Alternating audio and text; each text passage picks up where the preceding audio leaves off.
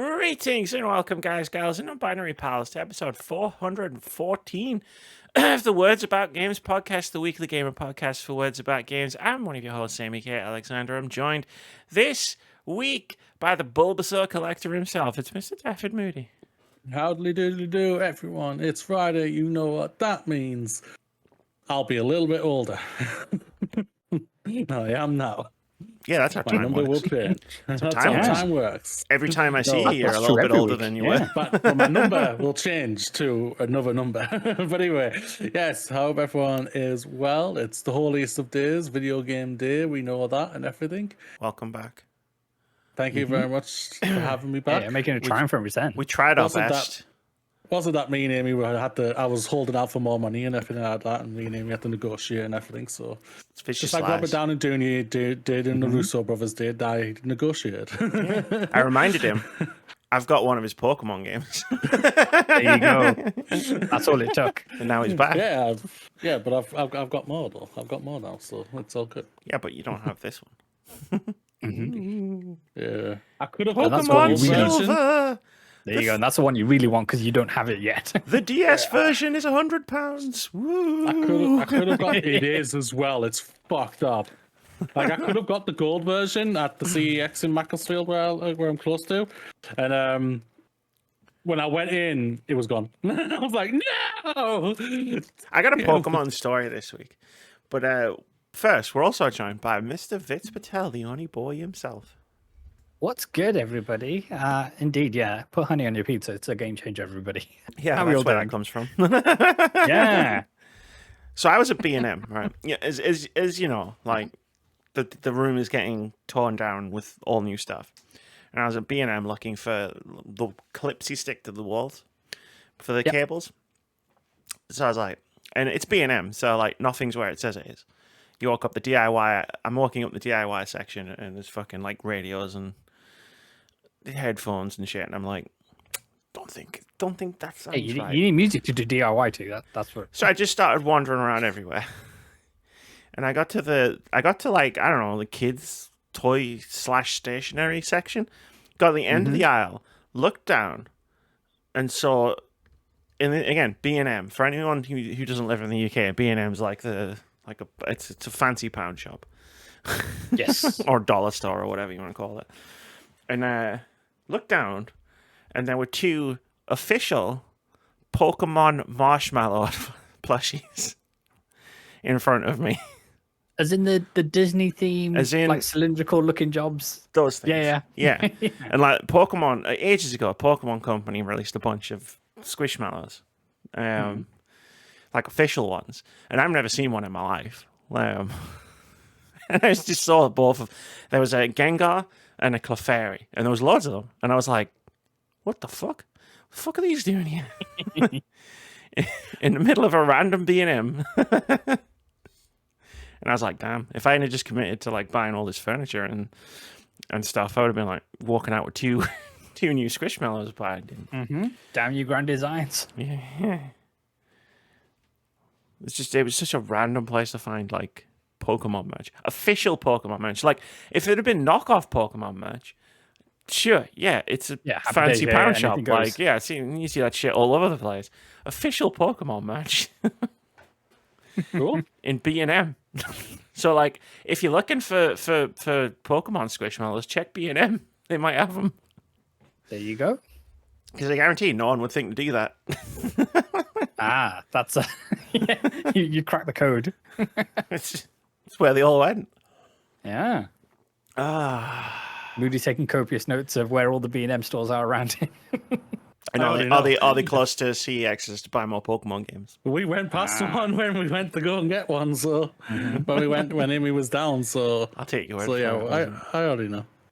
It was a heat I wave. I just wasn't paying imagine attention. Moody sneaking behind customer service using the PA system.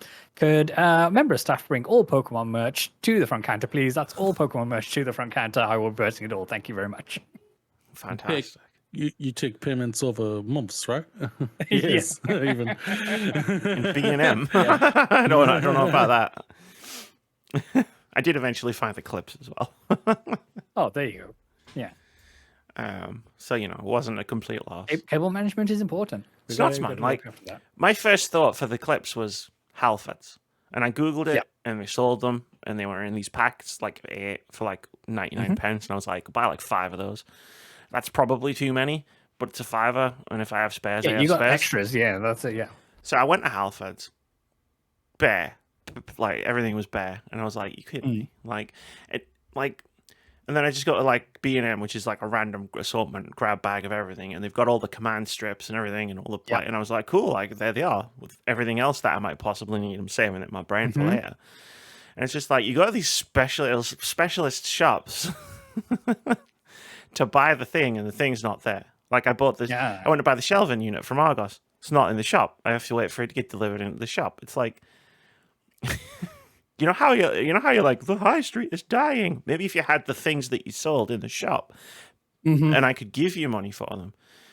It's a bit like Nintendo and retro games. It's like if I could give you money for this stuff, I would give you money for this stuff. But instead, I'm giving CEX money for this stuff, and you're not seeing any of this stuff, any of the money for this stuff. But they also like teasing you, saying, "Oh, we might do this coming soon," kind of thing. Too late now. Like, it's too late. I'm committed to my retro gaming journey. I've ordered the correct box to hopefully stream, so it doesn't look like shit. From the old TV. Like I've got the consoles, I've got games. I went into CEX. I almost bought the entire PS2 Splinter Cell collection for fucking £6. And I'm gonna be honest, I'm tempted to go back. It's 4 games. Yeah. For fucking 4 Splinter Cell games for £6. So Pokemon Are they games on 360? Because if they're on 360, get them now before the price suddenly shoots up. They're on PS2. I think the store's gone already. They're on PS2. Oh, never mind, then you're screwed. The store's already gone. I was looking through it. Like Xbox is a frustrating fucking home, right? So I've always complained Tell us about it. 4 years that their app isn't a store. Like, why isn't your app a store? Like, I can go on the PlayStation app, I can buy games, I can see what I own. You can't do that on the Xbox app. When the Xbox 360 store was closing, and like, so there's only so many games that are backwards compatible. And I know I own games on my Xbox account that I would only be able to play on an Xbox 360 because I remember playing them, and my Xbox remembers playing them because I can see the achievements that I got for them. But like, I logged in, I went to the Xbox Marketplace on July 28th before they shut the shop down, and I was like, "What the fuck do I even own?" Like, I need to know what I own here. There is no way to check that. Well, like, even when the store was open, there's no way to check what you own unless you're on an Xbox 360. And I was like, "That's fucking wild." Like, so it's like all these deals and offers, games that are dying, and I'm like, I don't want to spend any money on a game if I already own it, and I can't find out if I own it unless I have it. Yeah, I'm like, Microsoft, sort your shit out, man. You're a $3 trillion company. This is basic shit. Nintendo's probably figured this out. I don't know if they have. Could be a $3.5 trillion company if you figure that out. If you figure that out, because I'll probably buy bloody games off you again. That's Actually, it, yeah. That's not true. I got my Xbox priced up, and I'm like probably going to be getting rid of it in the next couple of days. They're finally offering you more than 2 pence for it. That's why I was in CX. I was like, how much would it? Because like when I showed you the trading prices, they've like doubled since, like almost tripled since then. And I was like, I don't know what the fuck was going on like a month and a half ago, but like it seems to have fixed itself. So I was like, if I don't have a controller, how much would I get? And it was like cash, and I was like, no, trading, because I'm gonna spend it in here, probably on the same day. And then like it's this much, and I was like, get a few Zelda games for that. Yeah. Or an Xbox 360. You mentioned trading in an Xbox Series S and then coming out with an Xbox 360. With like some random faceplate on it. No. No faceplates for me. No. I want the original experience. But yeah, no, I'm gonna, I don't know. I don't know what again. I want an Xbox 360. But we'll see. I'm on this Zelda thing at the minute, so. Random question. So it probably is. Do you know if Xbox controllers as he reaches for one and grabs it here. Are they backwards backwards compatible, maybe forwards compatible, in terms of would you be able to use one of these with your Xbox 360? Or is so, the yes. connection different? Because it's USB, right? Or is it a proprietary job? I believe you can, because I'm pretty sure we've used the X and S's on Xbox Ones before. I don't know if it goes all the way back to 360, but yeah, the Xbox One and the Xbox Series consoles are like cross-compatible. Yeah, there's some parity there. That was one of their big selling points. It's like, if you've already got a controller, you could just use that. And I'm like, oh, you're not selling the consoles with controllers? And it's like, they are. So it's like, well, why would I need my current controller? You don't have to pay. You don't have to buy a brand new one for like Player 2 in your household, or how many people are currently playing like couch multiplayer in this day and age specifically on an Xbox? Because I get Nintendo, like take Nintendo out of the equation. How many people are doing that? It can't be many. No, I don't think it's as many as what they would hope it to be. There's a lot of numbers which they hope to be bigger by this point, like Game Pass subscribers. It's not big enough for them to bring back couch co-op for the Halo games. But this is what I mean. It's like, why do I need a second controller for an Xbox? Because, like, I mean, Nintendo comes with a second controller. Like, if I want to play two-player, I just pop the other controller out and give it to somebody else, and it's awful, but it works. Like, Keith played Mario Kart when I'm around his, and it's like, it's appropriately sized if you're a baby, if you're a small child. Oh yeah, correct. Or Phil. But yeah, it's just such a horrible experience trying to play Mario Kart on a little thing. And he's like, "Do you want to play Smash Brothers?" I'm like, "Absolutely not." Yeah, I'm drawing the line in Smash Brothers. That D-pad is, that D-pad is no good. Yeah. Not on that But controller. Yeah, how's everybody else doing? Kind of like just took over the whole conversation, Amy. Please talk. No, it's good. We are getting ready, as many of you know, for Legally Distinct 90s Game Shows, which is the stream we'll be doing for the wonderful team over at Special Effect on August the 10th, which is a Saturday at 7 p.m. British Summer Time. That's 2 p.m. 2 p.m. Eastern and 11 a.m. Pacific Time. So be sure to join us on twitch.tv/wordsaboutgames to catch all that live. But if you can't, then youtube.com/wordsaboutgamesuk, you'll be able to catch the VOD on there too. That's Hopefully awesome. It won't be as warm as it is now. But I actually asked how you were. I'm doing good.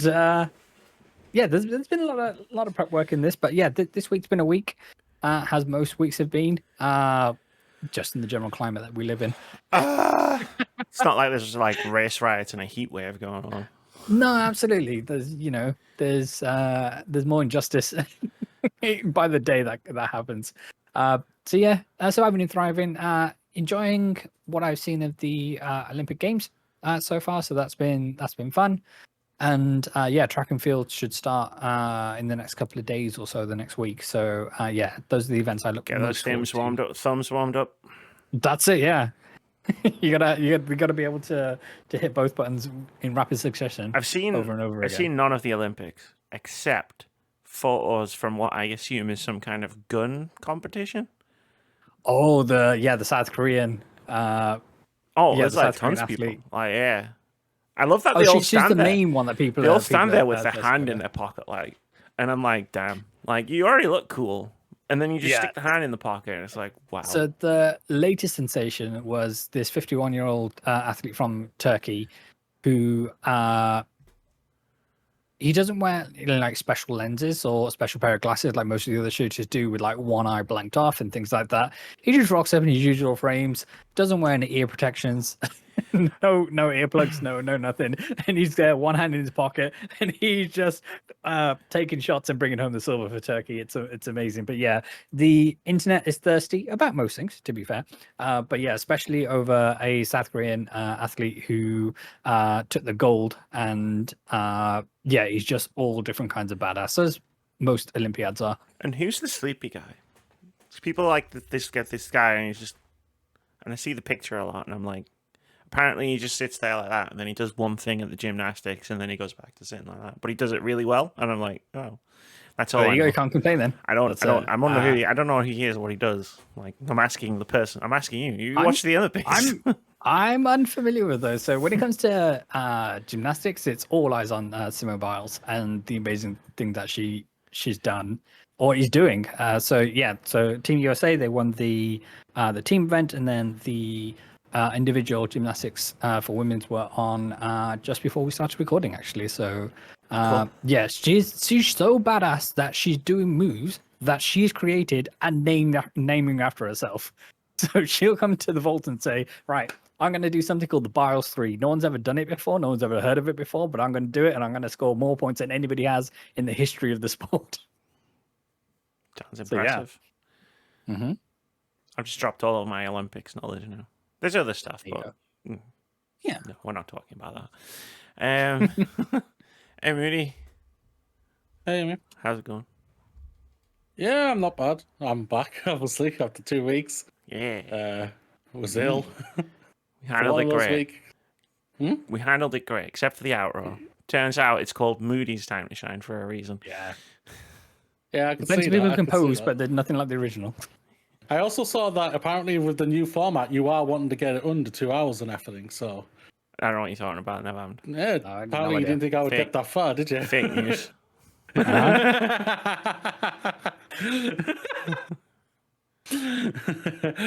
but no, yeah, I'm overall okay. It's boiling hot right now down here. I have the fan on. I've got a ton of ice in this water. There might not be much of water in it. It just might be just ice ready to be poured on me. Yeah, but it's not that kind of show. I was very tempted to literally say, guys, Exactly. I'm not being on camera today because I'm basically going to be naked because it's too warm. Well, they can only see you from the top up, and that's all I'm going to say on that subject. Well, that's true. Like, yeah, well, thanks. I didn't even thought of that. Thank you. Yeah, as long as when we get to just be mindful, there's a halftime, reflection of you on the TV behind you, so when you do stand up, yeah, when we get to halftime, turn your camera off before you stand up, and you're good. There you go. And don't rush out of the room suddenly, and you'll be fine. How are you two? I hope you both are well overall. I feel like I went through all that already. Surviving and thriving. DIY is happening. That's true. I'm getting excited about things like shelves and chairs, and lights, bookends. Cool. I'm intrigued to see what your new setup's going to look like. So am I. If I'm being completely honest, so am I, because I've measured things, so everything's going to fit. That's always important. But it's like, what is it going to look like? Who knows? Maybe it'll look awful. Don't know. You'll have to take several before and after pictures. So. I'm doing, yeah. Yeah. Starting next Thursday and finishing by Saturday, I guess. Absolutely. 7 p.m. BST. Yeah. For you did agree to it, so you didn't have to. It's fine. It's fine. It's fine. I'm sure I can do it in 2.5 days. If not, we'll just push everything out of frame. Yeah. All you need is that view. Zoom in. Even zoom in on That's it. Make it nothing blurry. Why are you holding your arms up like that? No reason. That's it. I'm just not going to move. You wheel you push your mic out of shot, you wheel your chair out of frame, you take a screenshot of your camera feed, and then just have that as a virtual background. That's a good idea, actually. I might do that. There you go. You assume the camera is going to be pointing this way by the time I'm finished. It's not. No, but... Yeah. So while we were all talking, and I felt or you were talking to me, I've just created a Google Doc for myself to say how many Pokemon games do I have left to get. I've got more than I thought I have, but I need 19 games left. Yep, I know that. Including spin-off games and things like that. Like no, I'm just getting the main line. Just the main. Just the main. Boo! Fake collector. Boo! I saw this awesome game. And I'm gonna buy it. Fucking. It's called Poke Park for the Wii. And I'm definitely gonna buy it and stream it because it looks weird as fuck. Good. But yeah, as you saw, I have 3 more games now. I got the Sun and Moon, and I got Alpha Sapphire, where I got my DS a week ago. When I traded in pretty much all my Xbox stuff. I know, Yeah. right? The last time I spoke to you, I'll never trade in the Starfield controller. And then, like, Absolutely. I've The traded Starfield- in, are you guys, gonna I've use it? traded Oh, in no, the it's Starfield just for controller. looking at. It's just for looking at. Hate the never use game, it. hate the company, keeping the controller. Yeah. Yeah, and I just got rid of it. And I was just like, yo, I got up to £200 or all the stuff I put in store credit. I was like, I can get some stuff with this. The only thing was just like, okay, do I get the most expensive games now? Or what they have in stock, See- or do I get a bunch of cheaper ones along with the DS? I mean, the DS was a with the good diesel call. one. I went with the cheaper ones and the DS. But you should have gone with the expensive ones because you were spending credits, so it was like free money. Whereas in your head, when you go back yeah. for the next one, it's actual money that you're gonna have I'm sure unless I you can find trade in something your else to trade in. PlayStation. Well, I will be trading that in when the Pro is released. Yeah, so. but you'll be buying the Pro. Yeah, you'll be buying it for you won't go out on PlayStation. You'll be like, well, fuck this. My PlayStation Yeah. is worthless now. uh-huh. Yeah, I can figure it out. I've got my tracker open for the Zelda games, and it's like, oh god, there's a lot of Zelda games, everybody, and I am collecting the spin-offs. Why did they remake hell all yeah. of them? The funny thing is, I can say I've got all the Switch games. Yeah, you had a head start. Yeah, I have all the Switch games. I have almost all of the Game Boy Color or Game Boy Color games because I've got red, blue, yellow, and I have silver. All I need is gold and crystal. Oh shit! No, yeah, and then I've got Wait, you're not getting green from Japan? no. He's Wow. He's not a Half proper a collection, then, isn't it? Exactly. He's Half not a even collection. buying. He's not even That's true. buying spin-offs. Like, what's the point? What's even the point? Oh, I've got leaf green. It's all good. No, that doesn't count. Yeah, it does to me. It's my collection, not yours, Vitz. If you want to start your own Pokemon collection, you go and do that, sir. I'm going to start my own It's Pokemon really collection, expensive. and it's going to be better than yours. I root for you, Amy. I root for you. Eventually, I've got. Yeah. I've got a You've lot got of Zelda games to get. A lot of Zelda games. More games with gold box art on them. Remember, I am hoping to be going to a retro gaming thing in October, I think. So I'll keep an eye out and I'll let you know if there's any Zelda games and everything. So if I see them, I'll literally just message you. Zelda game, boom.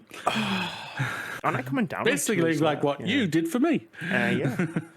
With this one, Pokemon Silver. Yep. It works. I can tell you that much. Hey, did it have a kid? Did it have a save on it still? Yeah. Yeah. Let's do a podcast. That we're not Yes. already doing a podcast, but let's do the next part of the podcast. That's a different thing. Hey, there we go. So, the old 3-topic triple threat. So as Vitz pointed out, 3 topics. yes, with 3 people. As Vitz pointed out last week, in the breaking news section that apparently happened, the video game voice actors have gone on strike. Hell yes. Over 160,000 performers will refuse to work on new games in production at a number of major developers, including Activision, Disney, and EA, until companies agree to a contract with critical AI protections for union members. And the strike started this week, Monday, right? No, it was the morning. Last week, wasn't it? Was it? Yeah, it was the morning of last week. So I think Friday of last week. Wow. Moved fast. I'm just. So are the names, are the studios that you shouted out there, are they the main ones or are they It's the only all- ones? Including. Yeah, just go with. Is it a big? Do you hate them for some reason?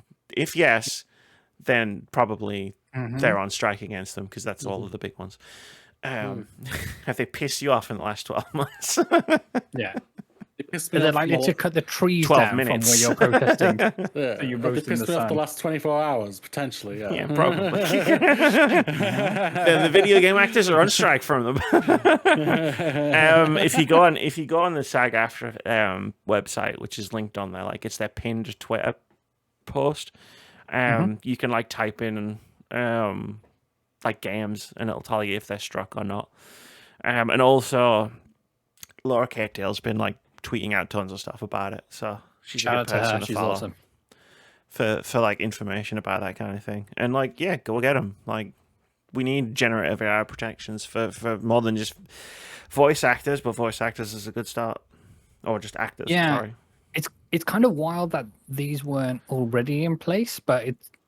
I mean, I can appreciate why from the company side they don't want to have these in place, but in terms of all the other work that was done during the last set of strikes that SAG-AFTRA was involved with, but I'm glad that obviously this topic is trying to get buttoned up now.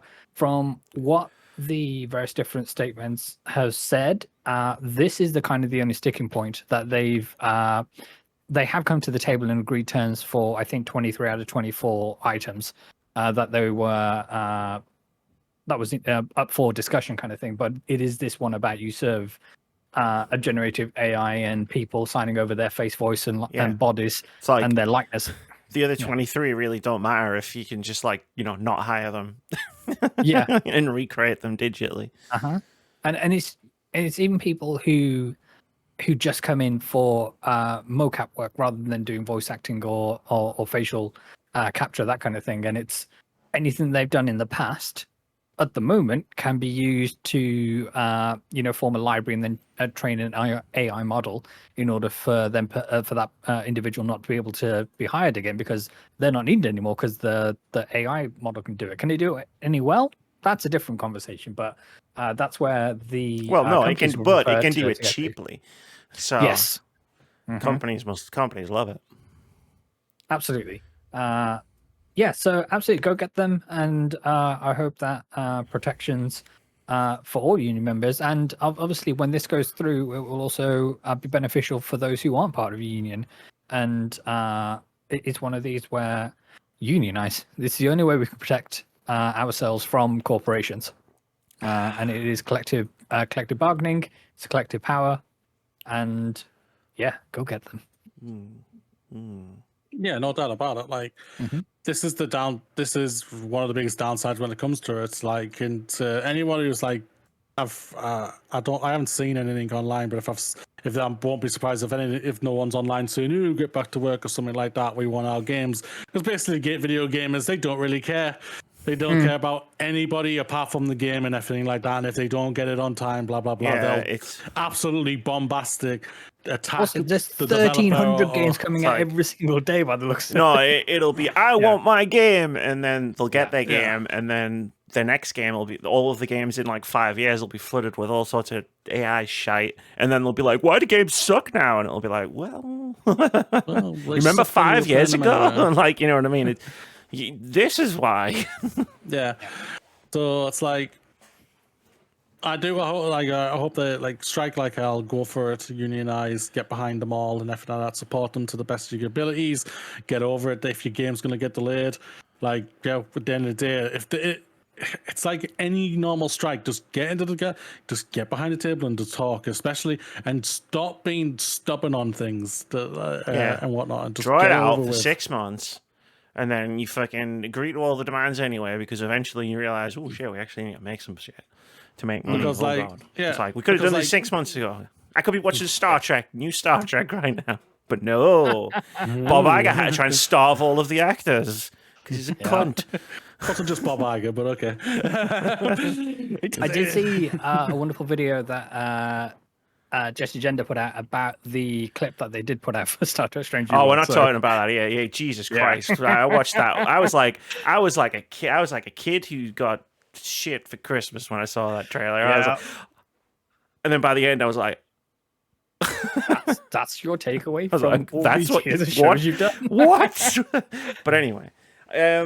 So we're here to talk about supporting voice actors, and I thought, what better way to talk about supporting the voice actors instead of we've got like 5 minutes worth of support, and then I feel like we just start repeating ourselves. So I said, what if we talk about some of our favorite performances in video game history? Yes, because I was like, that seems like a nice way to do it. And I'll start with the one I've been obsessively talking about on the podcast for the last 2 weeks. I wrote his name down this time. With a hail of harpoons. It's Richard Charles Linton as Egon in I almost said Breath of the Wild, Shadow of the Erdtree. They That'd be may a have hidden that hell of game a too, we don't game. know. There is a dragon in that game, I think. Uh-huh. Curse you, Bale. But yeah, no, great. Loved it. It made DLC for me. Yeah.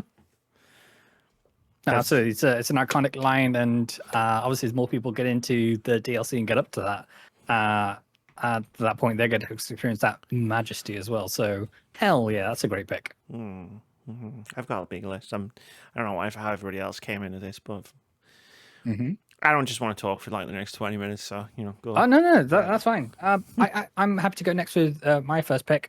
My first pick is Ben Starr, who many of you will know will be Clive Rossfield from Final Fantasy 16, a game which I fell for, and his performance in that was game changing, not only for what he brought to the role of Clive, but what it's done for him in this space. And it's an industry that he loves so much. And Expedition 33 is a title they're involved with as well. And I just thought it was an absolute powerhouse of performance. And the way he played off against like Ralph Ineson and the rest of the star-studded cast there, it was no notes. They absolutely nailed it. I'm not. And Moody's about to hit us with all the amazing voice acting in Pokemon. I mean, there is technically, I suppose, a little bit of voice acting in Pokemon. No, there isn't. Yeah, there is. Like the Eevee and the Pikachu make noises. Sakes, Jesus. Yeah. It counts. No, I'm going for my go-to. That's I think I'm saying her name right. That's Erica Moya, who played Alex Chen in Life is Strange: True Colors. Fuck, I forgot about that. I've said multiple times the game itself, why it's so important to me. But yeah, her performance is one of the main reasons why I love that game so good, because Alex Chen was a character that I connected with so much, and I saw myself in, which I think is a testament not only to her acting but also the writing for her character, that me, a pasty white dude, could be like could see myself in Alex Chen, who was an Asian woman, and I thought that was fantastic, and I think that's what makes her character so universally for me amazing. That a pasty white dude can just resonate with her character. I don't know if you're pasty so much as moist in this weather, but that's maybe right. Yeah, very moist right now. But I knew as soon as I came up with this, I was going to forget like half of the people. But I'd throw out Katie Bent as well in that game. And that was going to be my next one for Steph. She gets more love because of her True Colors performance, there's no doubt. Her character in the season 1 of Life is Strange is very small. Is she not in this DLC? It's a sequel, isn't it? Yeah. No, she does the prequel. The prequel, Storm. that was it, yeah. Yeah, that's it. She's in the Before the Storm. Which I played Before the Storm. I need to sit down and just play all the Life is Strange games back to back. So I'm going to play like half of them. Well, if you want to, we could play them. I'll control them, and you tell me what to do. No, we'll see. Let's see when the rebellion starts. Steph. Amy, this is Life is Strange 2. She's not in this one. Don't care. Steph. I'll shout out Han Soto as well. He played the brother, Gabe, in the game, and I also just want to shout out the whole cast. Get his. The entire cast, yes, but you know who I'm looking for. Eric Emmon, he played Ryan. Basically the best friend in the game. It was a great romance, but sorry, it gets absolutely trounced by friend-zoned. He gets friend-zoned like fucking hell. Any other game, man. Any other game. Any other game. Mm-hmm. It really is any other game. And he's there. He'll be the one all the time, but sadly no. But yeah, those four just like so close to me, so close to my heart for me. I'm getting a lot of use out of this notebook in the last few weeks. Good. Like, every week I've been using this. I have a pick if you're still going through your list. Yeah, sure. Ellen McLean. Do you know who she voiced? Oh, you said McLean, and now all I can think about is... Isn't that the Demetress? No, it's not as Lady D. That's a great pick actually. But Come out of the city, they said. It'll this be fun. They said. Ellen McLean voiced GLaDOS in the Portal Ah. games, and Oh, I got a don't think Portal pick. while the character itself gets a lot of flowers, I don't think the voice actor necessarily does. So I just want to give them a special shout out. I got a Portal pick and tag to that. J.K. Simmons. Yes, Oh, burn Life's house down with the lemons. that's it. I don't want your damn lemons. I don't want your damn lemons. I see. One of my favorite sequences in a game. But J.K. Simmons has been bossing it in many games. Obviously, like he was in Baldur's Gate 3 as well, and yeah. Oh, we'll get to Baldur's Gate 3. Oh yes. Let me shout out Kaiji Tang. He's the English voice for Ichiban in the Yakuza series.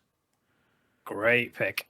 Shout out. Great pick. The whole cast, but I love Ichiban. I mean, everyone on this podcast or who listens to this Sure podcast do. knows how much I love Ichiban. But like, yeah, it's just I'm still thinking about Infinite Wealth 7 months later. It's a great game. Yeah. And he's a big part of that, I think. I love watching the cutscenes that are voiced. And like I think I get more annoyed by the ones that aren't voiced because they're not because then I'm not hearing his voice. It's not just that they're not voiced. Like I've played RPGs with no voice acting, like, and it's fine. Like you read it, but like I'm not hearing his voice, and it sucks a little bit. Yeah. Because you can imagine just how he would say the lines, but because you're not hearing it, you're not probably getting it right in your head, and it's just like. But I fucking love him. I fucking love him in that game. I hope good. I hope we get another fucking 10 Yakuza games with him as the protagonist. Make a career out of it. Why the hell not? I'll shout out straight away, Ashley Johnson.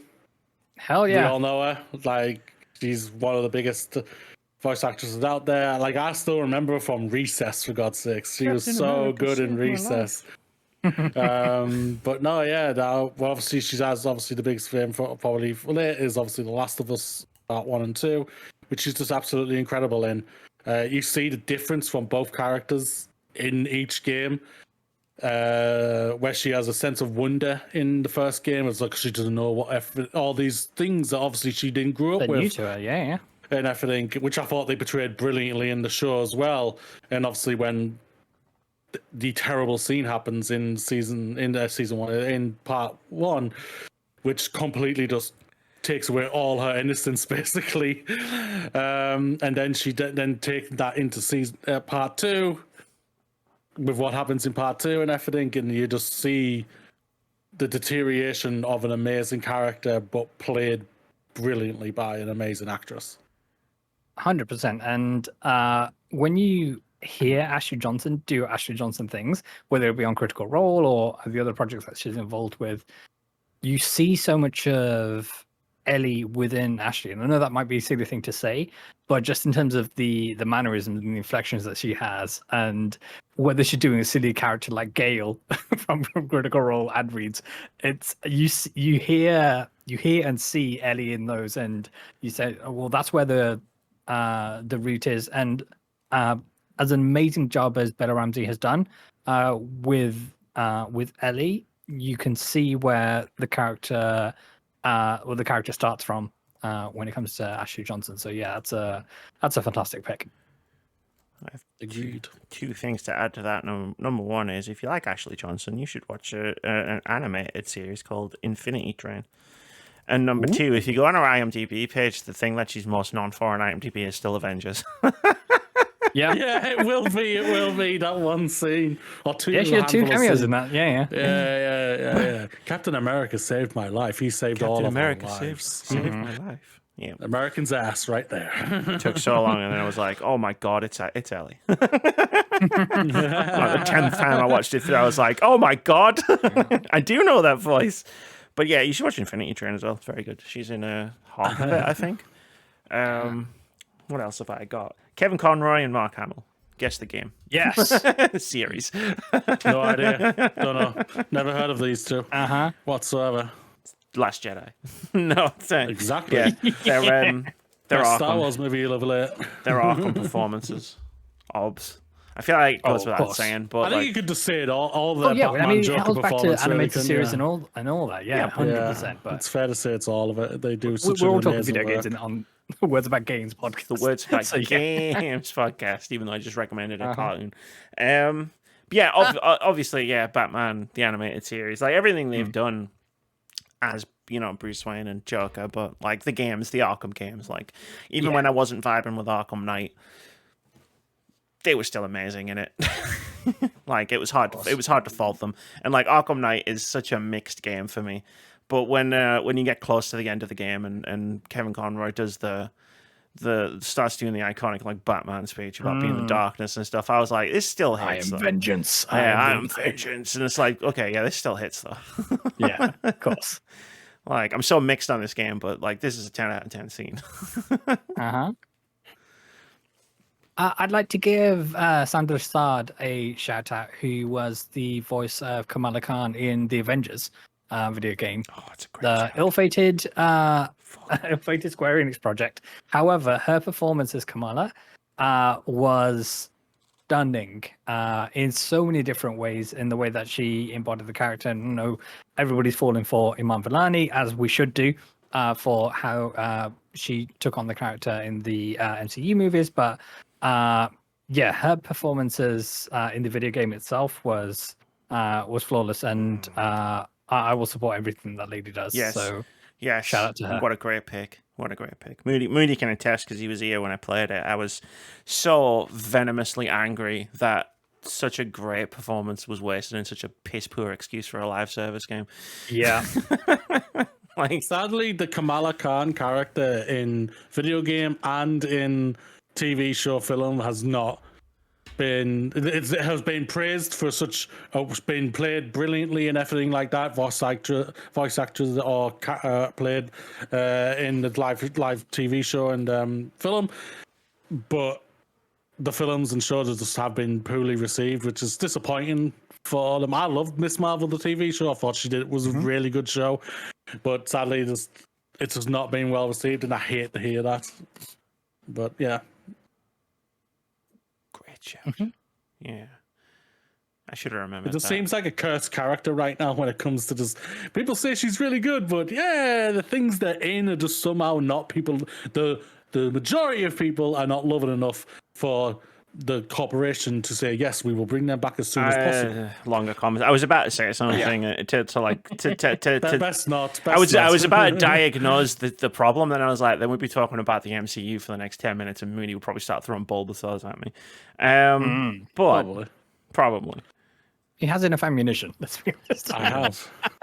He does. I want to bring in one for me who literally he came out of nowhere, but we all know him for another thing in a certain sci-fi show. But Boy, I think he's now more known for not in this house, but I respect it.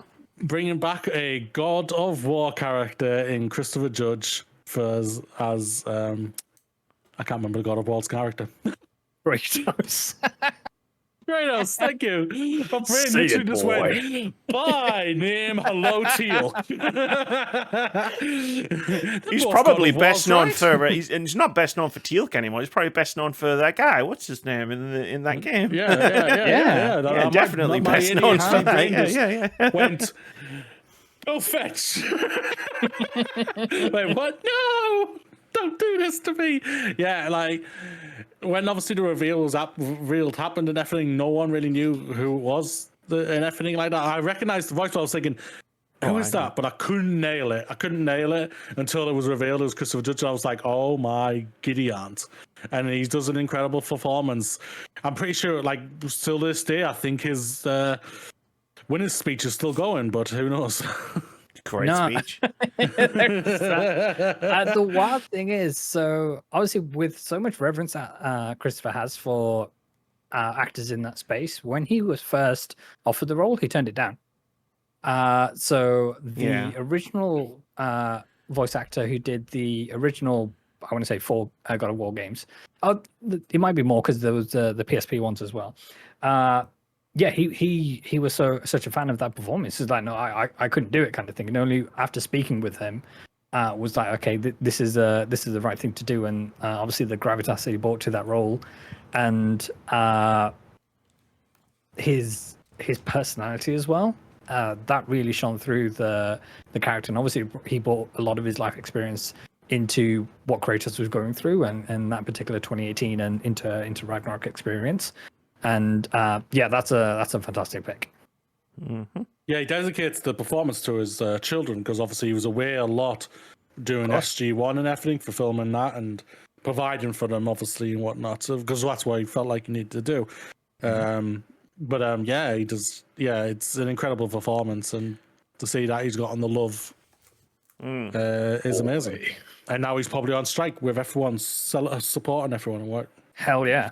I wouldn't want to be on the other side of Chris Stewart, like, no chance. Well, I like. To be fair, he's like the nicest guy ever. Like he plays all these badasses, but he's like such a clown, like class clown. It's great. You see him in like behind the scenes stuff, and it's just like, there's no way that's Teal'c. Mine Sheen, Mass Effect 2 and 3. Ooh, Like, don't love where they went with this character or his story arc in Mass Effect 3, but like the dude sells his lines, and like Martin Sheen. Oh, I didn't even name, that's why I was very But he sells the shit out of his lines, and like that one speech that they use in the launch trailer, where it's just such a fucking good speech, but like Martin Sheen delivers it in that Martin Sheen-esque way, and it's like, yeah, good actor. Sorry about what happened to your character. Yes. I wanted to give the one and only Yuri Lowenthal a shout for not only being. When you think of Spider-Man, you think of a voice. His is a voice that comes through, and it's not just because of the sheer volume of the amount of times he's played Spider-Man. So he's even Spider-Man in Marvel Rivals, which is in closed beta at the moment. But it's all the performances that he's done on animated TV shows, and obviously with Marvel Spider-Man and Spider-Man 2 as well. Yuri is iconic in the same way that a Troy Baker is iconic, and Nolan North is iconic. I think he's on a Laura Bailey is iconic. I think they're on that strata as well, and I think for what they've done for that character Spider-Man, I think for my mind it's impossible to separate the two in terms of the kind of achievements that he's brought to the role and what the role has done for them as well. Shout out to his performances, Tidus in Final Fantasy X as well. Yes. Yep. The god awful laugh, which is iconic to this day. He was Tidus. Yeah, he was Tidus. Yeah. So he's responsible. Yeah. Oh wow! Damn. A very young. Just unlocked like new lore in my brain. I'm just like, motherfucker. You know what? Never mind. Not a good pick. That laugh haunts me. To be fair, it was either going to be them or Lance Bass from NSYNC, who was Sephiroth in Kingdom Hearts. Never play Kingdom Hearts. Never will. Nice. Back to Mass Effect. I want to shout out both Mark Meir and Jennifer Hale. Performances as male and femme Shep. Sorry, who's they're Mark iconic. Meir? Mark Meir is the male Shep voice. What's a male Shep? Exactly. Jennifer Hale all the way, baby. Just doing a bit. I've literally never played him. But that's fine. That's continue. fine. Yeah, but no, I think there's no doubt about it. I think overall, Jennifer Hale's loved poise more, but Mark May I think gives an incredible performance either way. So yeah, shout out to both of them. I'm interested to see if they're both coming back for the sequel, which is seeming like it's going to be bringing back Shepard somehow in some way or whatever. If that is true, and if they are, I'm looking forward to seeing both of their performances again, because I'll just be like, hey, femme Shep, male Shep, that's playing twice. Hell yeah, baby. That's what I'll be like. So it's all good for play me. more than twice. That's true. Like, yeah, that is true. You just reminded me that Claudia Black was in Dragon Age Origins and Inquisition. Oh, shout out to Claudia Black. So shout out to Claudia Black. Yeah. Mm-hmm. Also also awesome in Farscape and Stargate and Uncharted as well. Yes. Yeah, we forget about that. I do. Hell yeah. Not as big a fan of those games as other people. That's probably I forget about it. But she was in Dragon Age. She's great. Morrigan disapproves of. Yeah, she disapproves of everything. The actual thing I was going to say next. I'm going to take it to a game no one seems to have heard of, even though it's not that old. Enslaved: Odyssey to the West. Ooh. Starring Andy Serkis and Lindsay Shaw. Yeah. I remember playing this. I didn't complete it. For some reason, it didn't vibe with me at the time. But yeah, Andy Serkis and they've done a number of roles in the video game space, as well as more iconic stuff in the film space as well. But yeah, hell yeah, that's a great pick. Loved it. Loved that game. Loved those two, especially like Lindsay Shaw. Yeah. But yeah, it was a fun game. 2010, I believe. May I have permissions to start the Samantha Bayhart Power Hour that we're going to have? I mean, I've got a Baldur's Gate 3 pick as well, so yeah, go for it. Oh, yeah. Samantha Bayhart as Karlach is... Iconic is too small of a word for what they brought to the role. And yeah, I adore everything about them and their performance. And even the way they carry themselves in the convention scene that they find themselves in at the moment. It's amazing. And yeah, shout out to obviously the writing team to give them the lines, but also to their performance as well. And truly groundbreaking stuff. And Amelia Tyler, the narrator. Yes, absolutely. Had they didn't get like as many nominations and awards for like people don't see it. Like I think season. people see narrator and think, oh, that's not like a performance, like the characters. Like, they probably had more lines than anybody else put together. Like, no, she put in work. That was a hell of a performance. Yeah. Hell yeah. Amelia Tyler. Just gonna tag that on there. I'd love to see you do a Baldur's Gate 3 video essay. Yes. Clips. That's what I mean. Like if he does it, it'll make all of my videos look short. I want to shout out Brandon Keener. He was Garrus Vakarian in the Mass Effect trilogy.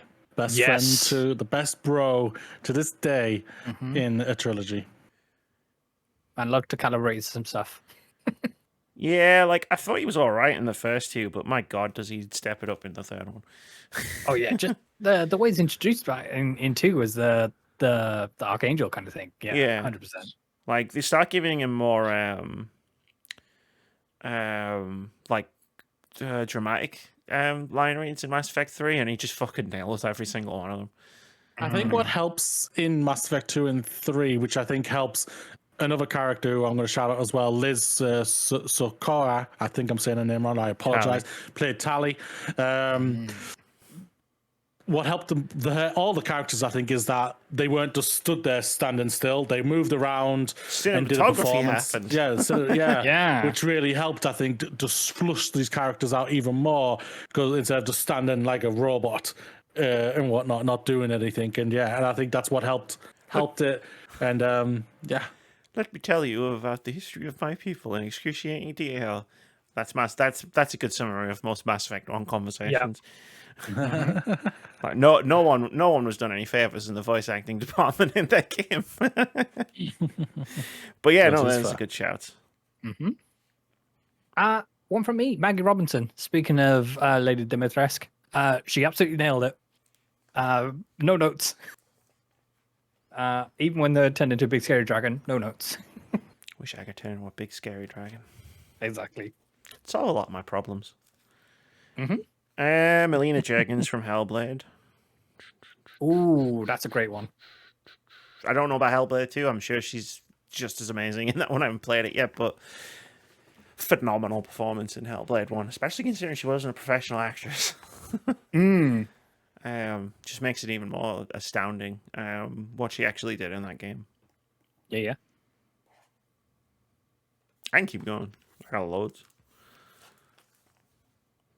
Keep going. Yeah, okay. Cool. I didn't know whether I was filling in space or not. I thought we were just taking turns. I found the next one I wanted. I think you shouted out Batman and Joker's voice actors, but I think it's best to also shout out Lex Luthor's voice actor, who's also in Mass Effect Andromeda and many other games, Clance Brown. I think he's absolutely an amazing voice actor in his own right. He's done some great stuff as a live action actor as well, but his voice acting, I think he's been absolutely just incredible in for it. And I think he's brought like Lex Luthor to life in probably better than anyone has really for it. So I always find myself pronouncing Lex Luthor like Spock would do from Strange New World to go Luthor. You would. It's Like you true. would say He would definitely sensors. do that. It's the weird way my brain works. James McAfee, rest in peace. He was Max Payne. Like, he had to read a lot of lines of dialogue in that game. Well, with it being a noir. But he fucking crushed it. Like, sometimes it's like it's about fitting your performance into the genre or the direction of the story necessarily than like doing the best performance, the Oscar-worthy performance. It's like a noir, like doing the voiceover, like or the character, but especially like the voiceover narration of a noir requires like a completely different vibe. And he fucking kills it in all the games, and he was fantastic in them. Yeah. Hell yeah. Trying to find out one. Clancy Brown's been in something. there's been a lot of things. No, I know, but he's been in something specifically. Anyway, keep going. While no, you go do on, that, Vitz, go on. yeah, quick shout out to Ashley Birch. I know everybody sings the praises of Ashley as they should do, kind of thing, in the same breath that they do for Nolan, for Troy, and people like that. But what Ashley's done with the breadth of work and the variety, I think obviously in the more modern age, she's most iconic for Aloy. But just thinking about how we have Aloy in the obviously Horizon Zero Dawn, Horizon Forbidden West, but what she's bringing in that kind of light tone that she's doing for the Lego Horizon game as well. I just love the flexibility that she's brought to that character, and yeah, more power to her. He was in the first Fallout. That's what I was thinking of. Shout out and also rest in peace, Lance Reddick. Voice actor in obviously the Horizon games, but also Destiny as well, who I think was paid off brilliantly in the final DLC, which he was sadly unable to voice act for it. But I think Keith David took over. I believe so. Yeah, DLC? I believe so. Yeah. He did, to what I can see, he's done nothing but a commendable job to pay it off and whatnot. So, but gone, but not forgotten. Yeah, he was great in the games. Like, I was always a bit annoyed that like he wasn't my character, because when I played those games, you had like one of the three characters you went to all the time for all your stuff, and his character wasn't my character's trainer. No way knowing that before when you made that choice. Yeah, 100%. Yeah, I mean, I got Nathan Fillion until he died, but his character died. Sorry. But, yes, Nathan Fillion is still with us. Nathan Fillion. I'm recording. Yeah. Great. Also did a fantastic job in Destiny. What about Brianna White from Final Fantasy VII Remake and Rebirth? Absolutely. It's like, how do you voice act a character whose voice I've had in my head for like decades? And it's like, and like as soon as she started talking in Final Fantasy VII Remake, I was like, oh yeah, this is Aerith. This is what, of course, this is what she sounds like. Absolutely nails it. And she brings that hope and innocence that Aerith has about her, even though she's burdened with the knowledge, especially in the what's happened remake and rebirth kind of thing. Yeah, stunning. And we can list like pretty much the entire cast of those games and what they brought to the table. I think the voice actor behind Barrett as well does a phenomenal job. What is that song he sings? We're hunting for treasure. Goddamn. But yeah, shout out to you, Brianna White. Yeah. All right. Let's everybody look at your lists that you've got. Let's wrap this sucker up. Moody. I don't have a list. I'm literally just thinking on the fly. All right. Well, we'll go to you in a minute. Vitz, what about you? Laura Bailey. I know she gets all the flowers, but she deserves so many more. Anything else? I mean, go through it, everything you got left. Those are the ones which I wanted to cover off the top of my head. I know there are other voice actors that I'm forgetting at the moment. It doesn't detract from your performance whatsoever. But yeah, these are the ones which spoke to me at the moment. Yeah, if I relied off of the top of my head, I'd be doomed. Yeah. I've got the cast of LA Noire because I couldn't pick one person out. John Noble maybe, but like considering how key performance was to those games, like they fucking crushed it. What else have I got? Jason Kelly from Deathloop. He played the main character when I reviewed the game with Moody in 2020, whatever it was. Like I was like, yeah, I was so impressed with his voice acting. Like I was like, he screams when he gets blown up. His screams, really. It does. Yeah. I want to shout out. I apologize if I butcher your name. Najee Anthony Jester. He voices the Marvel Spider-Man Miles Morales.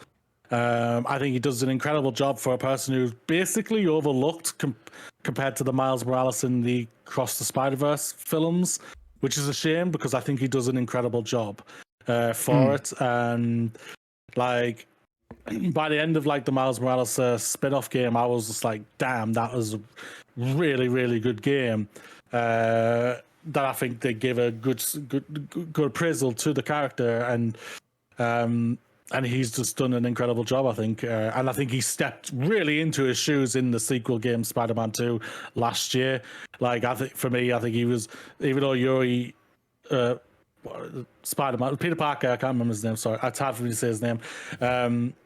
He does an incredible job. I was also like, damn, Miles Morales was just as good. Like you could see it was his truly like passion of the torch type of performance in it, with especially with how they did the story and everything. And I thought they did him dirty in that last suit they put him in though. They did him dirty with that last suit. I love his new suit. I was like, that is awesome. I loved it. I was like, this is awesome. That's awesome. I love it. I also have 3 more narrators in this list, but first the hit cast of Hades. Yes. Not narrowing. Cast of Hades itself. Not narrowing that down. Matthew Peretta, who played Alan Wake in Alan Wake, and he was Dr. Darling, who was my favorite character in Control. Even though you never actually meet him, you just watch his fucking stupid videos that he makes. I have Lenville Brown, who was the narrator in Disco Elysium, The Final Cut. He was fantastic. I have Kevin Brighting, who was the narrator in the Stanley Parable. Yes. Like, amazing performance. Especially in the Ultra Deluxe edition. When everything starts going to shit because it's the Stanley Parable. And lastly, I've got the only 2 actors in Slay the Princess, Jonathan Sims and Nicole Goodnight, who have to do about 50 performances each. Wow. On different variations of the same character, and they fucking crushed every single one of them. And every other performance that I've inevitably forgotten. 100%. I've got 2 more for me. I started with Life is Strange. I'm going to finish with Life is Strange. The 2 originals, as Maxine Clawfield, who was played by Hannah Teller, and Chloe Price, who was played by Ashley Birch. They're the main icons for the franchise itself. And obviously, Hannah Teller's coming back to play Maxine Clawfield in the next game, which I'm excited to see later in this fall and whatnot. So yeah, we've got there's so many we've not mentioned, and they're all great and amazing and unique in their own different and awesome ways. Sure. Absolutely. So many ones which are upcoming as well. So I know like Andy Cortez is an amazing actor, and the kind of impressions that he does and the voice reads that he does during his streams and whatnot. And I know he's involved with a number of projects at the moment, and look forward to seeing those come to fruition. So yeah, shout out to all actors, aspiring and otherwise. Hell yeah. Go support the video game actors while they're on strike. I'm sure there are strike funds set up. Just go find stuff. You'll find information on social media. Find voice actors. They'll probably be talking about it. Anyway, dip into a little bit of an indie game, maybe. Yeah, sure. Of the week. I don't know if this one has voice actors or not, but it's time for indie game of the week. This is the thing we do every week where we talk about a cool looking upcoming indie game that we think you should wishlist. If you like indie games, we have an entire Steam Curator page linked where you choose to listen to this podcast. You can find all of our previous indie games of the week. It's definitely well over 100 at this point. Go buy the ones that are out. Go wishlist the ones that aren't out. Go wishlist the ones that are out, but you can't afford yet. That's cool too. But anyway, this week's indie game of the week is called Arsonate. It's like Inscription, but everything's on fire. I'm trying to work on my elevator pitches for these things. And this one was easy. Oh, that's like Inscription, but you set fire to everything.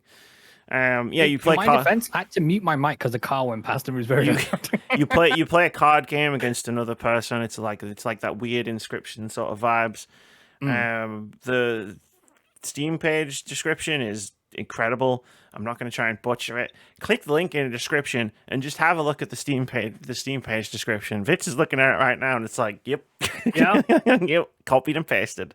I'm not gonna try and butcher it, but yeah, you're playing a card game. It's also been compared to Buckshot Roulette, which is apparently Inscription-like. So if you like Buckshot Roulette, try it. Wishlist this and try Inscription, I guess.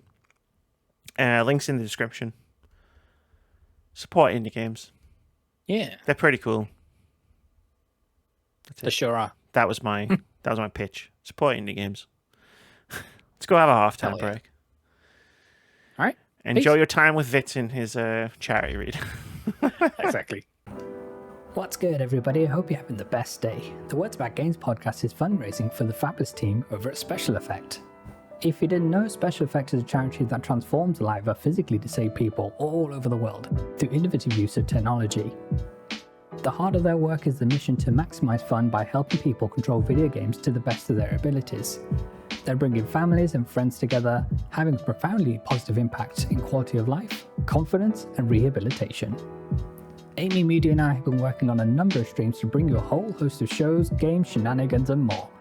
Everything from ranking Resident Evil, becoming the noble team in Halo Reach, and finding our competitive streak in legally distinct and 90s game shows. We've got several more charity streams in the works, and with your help, we can get there. Special Effect is a charity near and dear to our hearts, and we'd love your support in raising as much money as possible to bring the joy of video games to so many more people.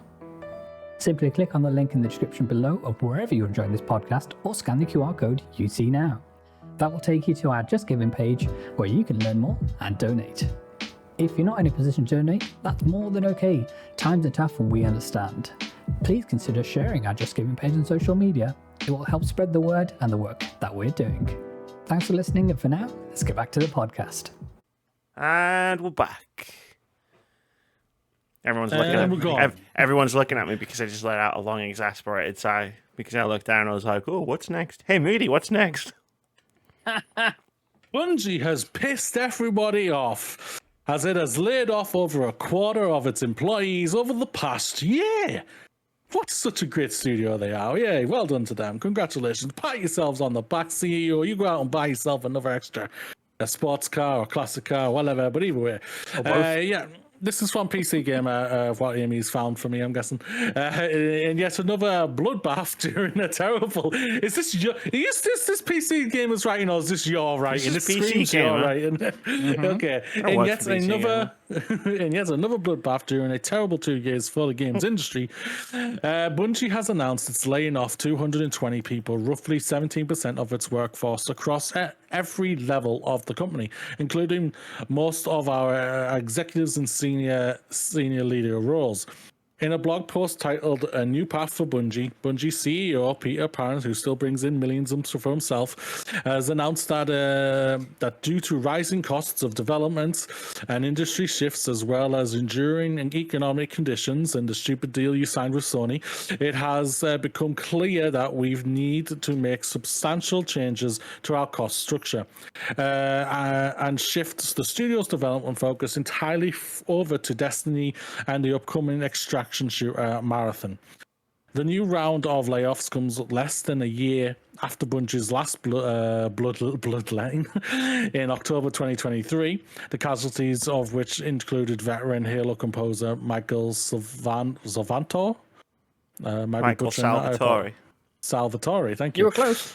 No, yeah, better than normal. Bungie is pitching the whole thing as a bloody but necessary pivot for the company, a necessary decision to refocus our studio after it spreaded itself too thin by CEO's boss ruling. Okay, we've been hearing this like metaphor a lot, that they're spreading themselves too thin. And this is across the industry, and obviously Bungie is just the latest people to do that. With the word salad that we're getting from all these companies, they need to have better people to write their statements for them. Oh wait, no, they probably laid them off as well. So this is why we're getting the same word salad from every single exec and every single C-suite bunch of clowns that they have to do that. Sorry, I interrupted you. Carry on. No, it's all right. It's all right. Bungie's goal for over half a decade has been to ship in 3 enduring global franchises to set up projects, each seeded with senior developmental leaders from our existing teams, but came to realize that this model stretched our teams too thin, too quickly, and overburdened studio support structures already preoccupied with Destiny and Marathon. The company also points as its rapid expansion in 2023, which ran headlong into a broad economic slowdown, a sharp downturn in the games industry, our quality missed with Destiny 2 Lightfall, and the need to give both the final shape and Marathon the time it needed, as factors that have led to the layoffs.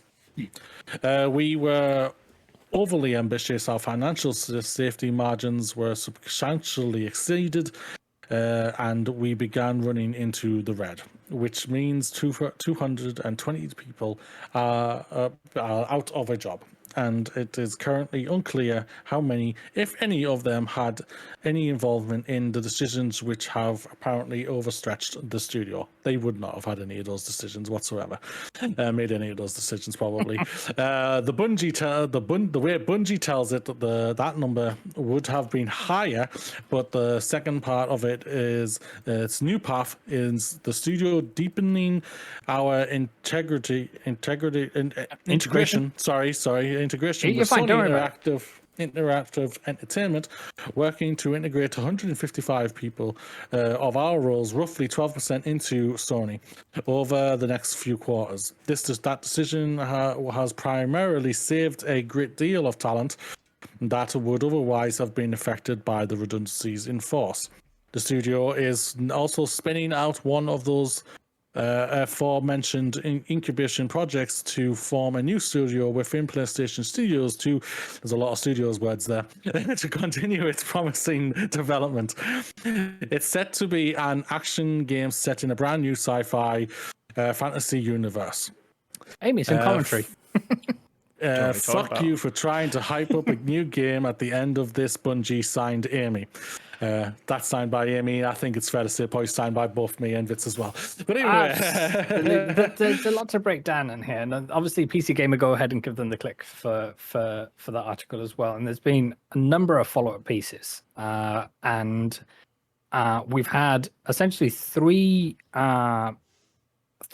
former Bungie employees, one of them who actually survived this latest round of layoffs. And obviously, as Moody alluded to, this isn't the layoffs were impacted today, weren't the only ones. I believe in last October or November time, they laid off a bunch of staff already. But 3 staff members have come out and said essentially it's inexcusable that Pete Parsons is still allowed to exist in their current role. We've also heard stories of Parsons being really into collecting historic and classic cars and what have you. And they were I shouldn't laugh, but I only do because if I don't, then it just sounds more tragic than it actually is. There were discussions happening between staff members worrying about the current financial state of the business and all, money's running low and whatnot. Then this gentleman comes along and starts to bring up the conversation about his car collection and how the team should come over and take a look at his car collection 2 days before he was due to lay these people off. I've heard, I haven't heard, I've seen a tale of an employee who's due to go on maternity leave this upcoming Monday, who has now been laid off.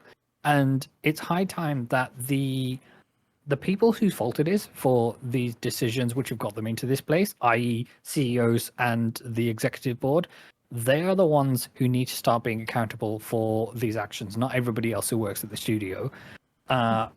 For a story I'm sure we're going to get onto about Sony taking a more vested interest in the studio. So when Sony acquired Bungie to begin with, the notion was that Bungie was still allowed to exist in theory independently. It's only the money that they made would be going to Sony and what have you. Many believe this was a factor needed because Bungie was publishing Destiny on multiple platforms at the time. But now, thanks to this, Helmut Hurst, the new head honcho, or co-head honcho at Sony Interactive Entertainment, is now taking a more firm set of the reins. And I don't think Parsons is long for this role, thank goodness. And hopefully that they can bring some sensibility into the role. But this is another cautionary tale of how homologation of the industry and consolidation and acquisition just leads to more layoffs and more ruin. It's a combination of a lot of things at the end of the day. The CEO at the end of the day, yes, there's no accountability whatsoever to any of the higher ups whatsoever, which sucks. And like when we spoke about a couple of weeks back, where I was like, we need to have reform and everything like that, proper legislation brought into it. But sadly, we've got crap governments in general around the world who just won't do anything to help the employees whatsoever. They just care about the money in general. So the thing is, when it comes to this guy, I don't want to see anyone really lose their job, even if it's him or whatsoever. For me, I would just be screaming at him and say, take a fucking massive pay cut, you absolute bellend, to save more people here. You don't need to be earning millions of pounds like what you are as the CEO or whatsoever. I don't care about what the state of the industry is saying, well, this is what a CEO gets paid. That means he should be getting paid that. No, you should actually book that trend and actually look to look to saving your people. Yes, I see that they kind of have saved some of them and everything like that.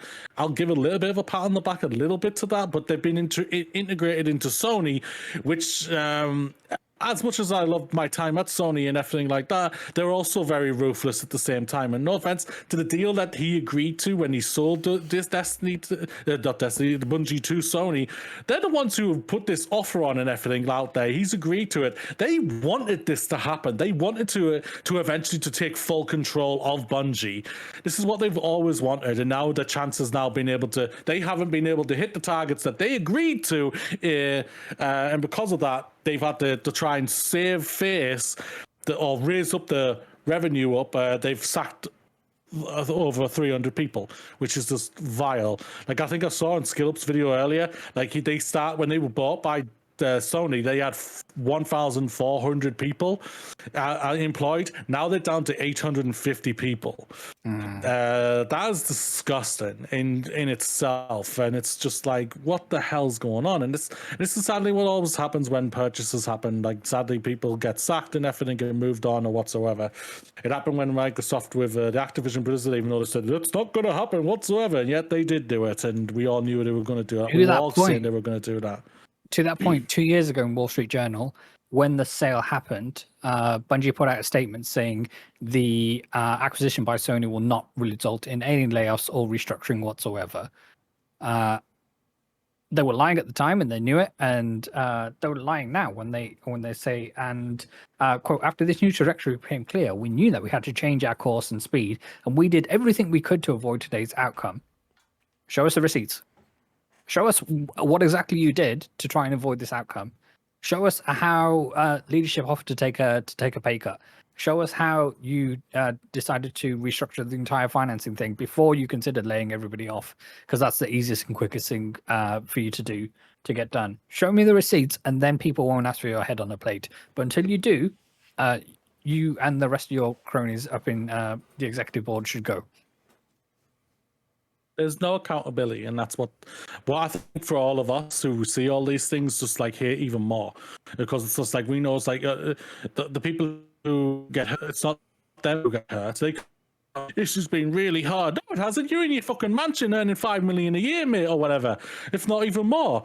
You've just sacked off 200 plus people who, some of them I've seen who literally tweeted out saying, I just started 2, 3, 4 months ago and everything, and they've probably moved to get to that place, you know, like what a lot of things happen these days, and it's disgusting. And this is not going to stop. This is the thing about it. We've already know this. We've been told, buckle in, people, should I say, because this is going to continue all the way till probably late next year, if not even after next year as well. You know, and it's just like, it's heartbreaking. It's a gut punch. An industry that we all love, but we also hate at the same time because we see all the corporate shit and the capitalism shit that just ruins these things and just loses all the people who just will by the end just go, I'm out. I'm going somewhere. I'm going to go to Aldi's and work at Aldi's and earn a better paycheck maybe. I don't know. And maybe there not be a passionate job that I want to do and everything like that. But you know what I mean? Yeah. It's just like, I'm going to go into the software industry and just do that whatsoever, and not do anything that with passion and putting some artistic license into it and everything. Because it's a tale as old as time, in the fact that the company placed all the bets on unsustainable and infinite growth rather than any form of sustainability. And it's show me the building blocks that you put in place where you had the financial plan to say, okay, if we do these things right, then these are the targets that we have to hit in order for the rest of the business to be safe, rather than these are the targets we have to hit to make our investors and shareholders happy in order to have 10% growth year on year and all the rest of it. That shouldn't be the metric that you're chasing. I get that we're in a capitalistic society and that needs to be the narrative, but it's all bullshit if you have to lay off 17% of your staff today, and that leaves 83% of the rest of the people who are there. It affects them too, because there's no way anybody thinks who's still at Bungie thinks there's any amount of job security there anymore. No, hell no. Yeah, they'll all be petrified of what could and could not happen and everything, and whatnot. Like, they know, like, a financial year is going to be coming at the end of next year of April for Sony. We all know this. We all know it's coming and everything, and they could be coming back more. They could knock on the Bungie's door again and say, need a couple of more quid from you, mate. And the worst thing is that for some idiotic reason, all the capitalistic companies out there are just like, well, 2020 was such a great year for us. Nothing happened whatsoever. They just all of that money just came out of nowhere and raised all of our numbers in an upward direction, and we were just like, there was nothing that happened in the world that made everyone stay fucking home to buy games and everything. And it's like, go on. Sorry, I just wanted to point out, Parsons, the CEO we're talking about here, such a coward that on the day he announced and put out the JPEG with all the text of, we're really sorry, we did everything we could, locked his account down so he couldn't get any replies from anybody.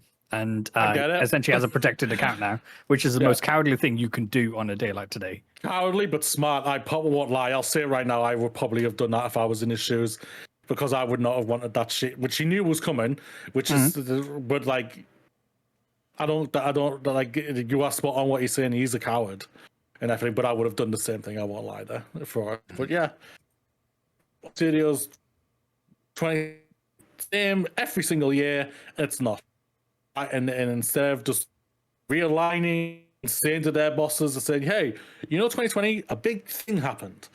Made everyone stay inside. It's not going to happen. Well, hopefully it won't happen again anytime soon. The work trying to get economies moving and everything, and so we're not going to be making as much. You have to accept it, people. I am sorry, but yeah, it's just not that. Can I speak? Me. You can speak now. Us men, the floor recognizes Amy from up north. If you watch back, you'll see me keep every time, and there's a little, and I keep going, and then someone else talks, and I'm like, It's fine. Apologies. That's fine. This is how it works.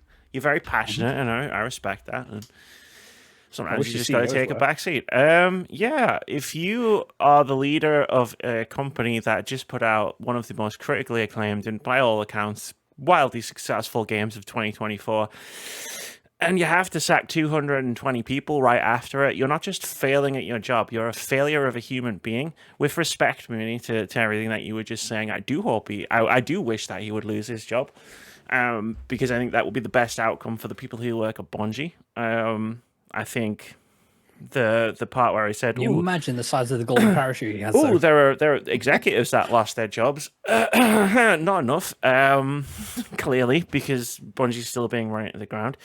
As far as the questions of doing everything that they could do for this, whether it's Bungie or PlayStation, we want to focus on Marathon and Destiny, not our incubation projects. Then just get everyone who's working on incubation projects to work on Marathon or Destiny.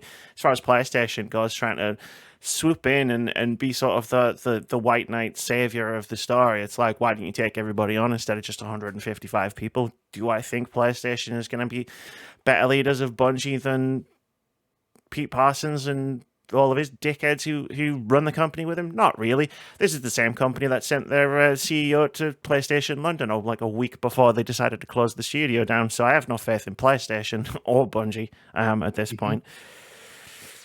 And I think that was everything that was going through my brain while I was thinking. So oh no, there was one more thing. As far as accountability, it's like, this is Parsons taking accountability. This is Parsons doing the exact right thing for the position that he's in, for himself and for his investors and for the people who are ultimately above him in the PlayStation corporate hierarchy. Like, as far as they're concerned, this is great because the Bungie just saved a ton of money.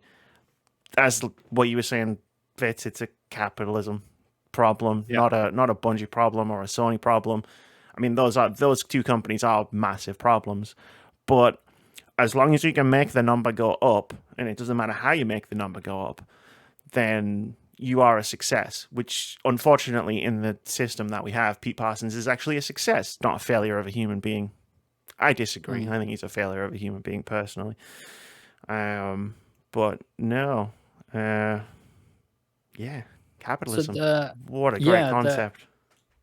The knock-on effect from this is we're hearing reports today that Destiny 3 has been shelved for the moment, and it's going to be one of these where obviously Bungie was acquired not only for what stuff remain at the moment, but for their kind of expertise when it comes to the live service genre. And it's one of these where obviously the temperature is cooled on the appetite within Sony for live service.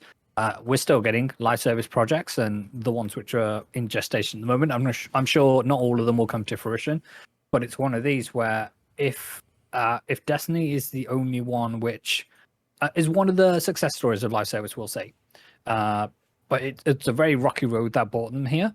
And for every success of the final shape is great, we have stories about, well, they missed this and this wasn't as great as it could have been, and I wish they did X, Y, and Z better, and that kind of thing. And it's of the point of, okay, if the waters have cooled on live service games, and this studio specializes in live service games, and they're not going to do that anymore because they're shelving things like Destiny 3, Marathon might get retooled and brought down in scope, then what's stopping Sony from just making this, SIE Washington and having them as support studio? Oh, it will be within the next like little while. It'll be Sony, PlayStation, Washington, Bellevue, whatever the fuck they're gonna call it. It's a harsh day when you like love video games as much as we do, talk about them and like dissect not just the games themselves, but obviously the culture and the business as best as we can, our ability. And you realize that from like looking at games, the scope and size of what PlayStation and Bungie make, that the goal of the executives isn't to make a good game. That's just an accident. Based on the talent of the people, of everything else. Based on the talent of the people that work there. Like the goal isn't to make good games; it's to make games that you will buy. The only reason that games of this level are good is because of the employees that actually give a shit about the quality of the game that they're putting out. Like Phil Spencer and whoever's running Activision Blizzard at this point, I can't remember. Like, don't give a shit if Call of Duty is good. Like, they just want it to make hundreds of millions of dollars. It's the people who are like, the artists and the programmers and everybody. It's that sort of level who wants to try and make a good game. Microsoft don't care if it's good. If it makes money, it makes money, and that's good. It doesn't matter if it's terrible. And same with Destiny. It's the same with The Last of Us, Uncharted. Any game at this level is, if it's good, it's a happy accident. Yeah. It's if it makes money. That's the ultimate goal. Yep. Yeah. Like, oops, we accidentally I made a hope good everyone game. lands on their feet. I hope everyone lands on their feet as soon as possible. Please stay in the industry. You are truly valued. I thought you said you are truly vile. I know. Sorry, that's I on wanna- me. I want to echo that statement because all of the people who the staff that are sacked. No, I mean the part of the statement where I hope everyone lands on their feet. I echo that 100%. Please stay in the industry. I mean, I want to echo that statement. But like your talents are definitely valuable. But at this point, but they're not valued. If I look at everything that's happening in video games, would I say please stay in the industry for the sake of your own health? No, like maybe not. I don't know. It's a weird one. I completely. Yeah, I do agree with you on that. I hope that they do decide that they want to stay in the industry and find somewhere that truly values them and everything. Yeah, but I also understand if they do leave. I do. We're in agreement. We're in agreement that the industry needs to change in order to be deserving of these people. Yeah, rather than the other way around. Yeah, it's a hard one. We were talking about DEI initiatives relating to Xbox a couple of weeks ago, and it's one of those things where it's like, we do need more representation in the industry. Do I, at the moment, want anyone to put themselves in that position? I can't say that I do. I can't say I want to say anyone put themselves through that. Like, if everybody who leaves Bungie leaves the industry will get worse because those people's talents are valuable and they're exceptionally talented individuals. They have to be to have made what they've made. But the industry will be poorer for their loss, but they won't be poorer for leaving. Like, damn. Anyway. Hey, Vitz. I had a question for you. Sure. How do I get good at Gran Turismo? I'm not leaving. I have to go and see my dog quickly. You've got pants on, right? Because of what we were talking about before. If he stands up and he's not got pants on, dear listener. He's got pants on. We're good. Right, okay. Yeah, so inspired by your wonderful self, Amy, how you showed the world a sentence no one should say out. I was inspired by you. Oh, really? How to get good at all things Elden Ring. I wanted to put a segment together here to how to get good at racing games. We'll focus this around Gran Turismo, but this applies to all racing games, and it's something that I'm incredibly passionate about. Indeed, on this very podcast, we have a segment where we drag out a soapbox and we yell about all the issues about all racing games, GT in particular. But before you launch into this, so when I put the show notes together, I tried to guess what your keys to getting good at racing games were, and I want you to tell me how close I was. Drive fast, no brakes, can't lose. Was that close? Nailed it. Sick. I'm already good at racing games. Max Verstappen where? Yeah, there you go. And tell your engineer to fuck off. Apparently. So these things which we're going to discuss now, they apply to all racing games, and whether they are absolute simulations or whether they're the more a hybrid between simulation and arcade, or just arcade races anyway. So take these with as much salt as you need. These are things which are pertinent to me, but I think they might hold some value to you as well if you're looking to get into this and you see trailers for racing games, and you're like, oh, I kind of want to get into this, but it all seems a bit daunting and it all seems a bit difficult. But these might help. So the first thing, and this may sound a bit obvious, is to take your time. So racing games, especially simulation games, not only do they take your patience, but they take patience, they take dedication, and I think most importantly, they take a little bit of discipline. And it's to a similar point to what you were alluding to last time, Amy, about taking the time to understand the mechanics of what the game is asking of you to do, rather than just barreling in at 1,000,000 miles an hour into every corner and then wondering why I haven't gone around it and why I'm seeing this hedge in incredibly beautiful detail.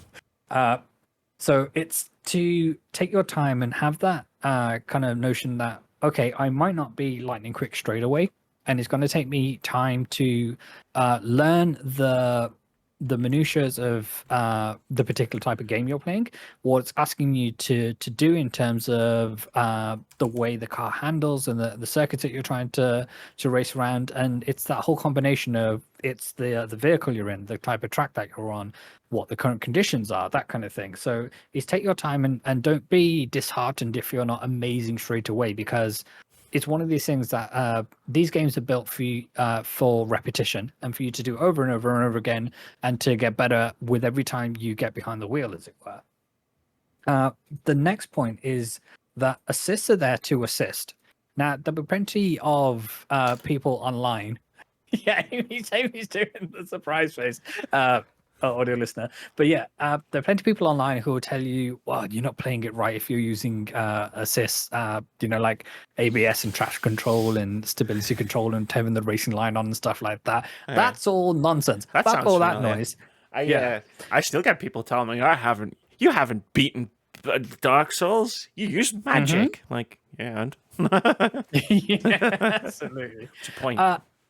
Assists are there to assist up to a point. These are all tools to essentially onboard you into the experience of driving on a circuit. And the ideal goal is that you may not be the ultimate fastest you can be while using these assists, but they can be a helpful tool to get you to learn the mechanics of what the game is asking you to do.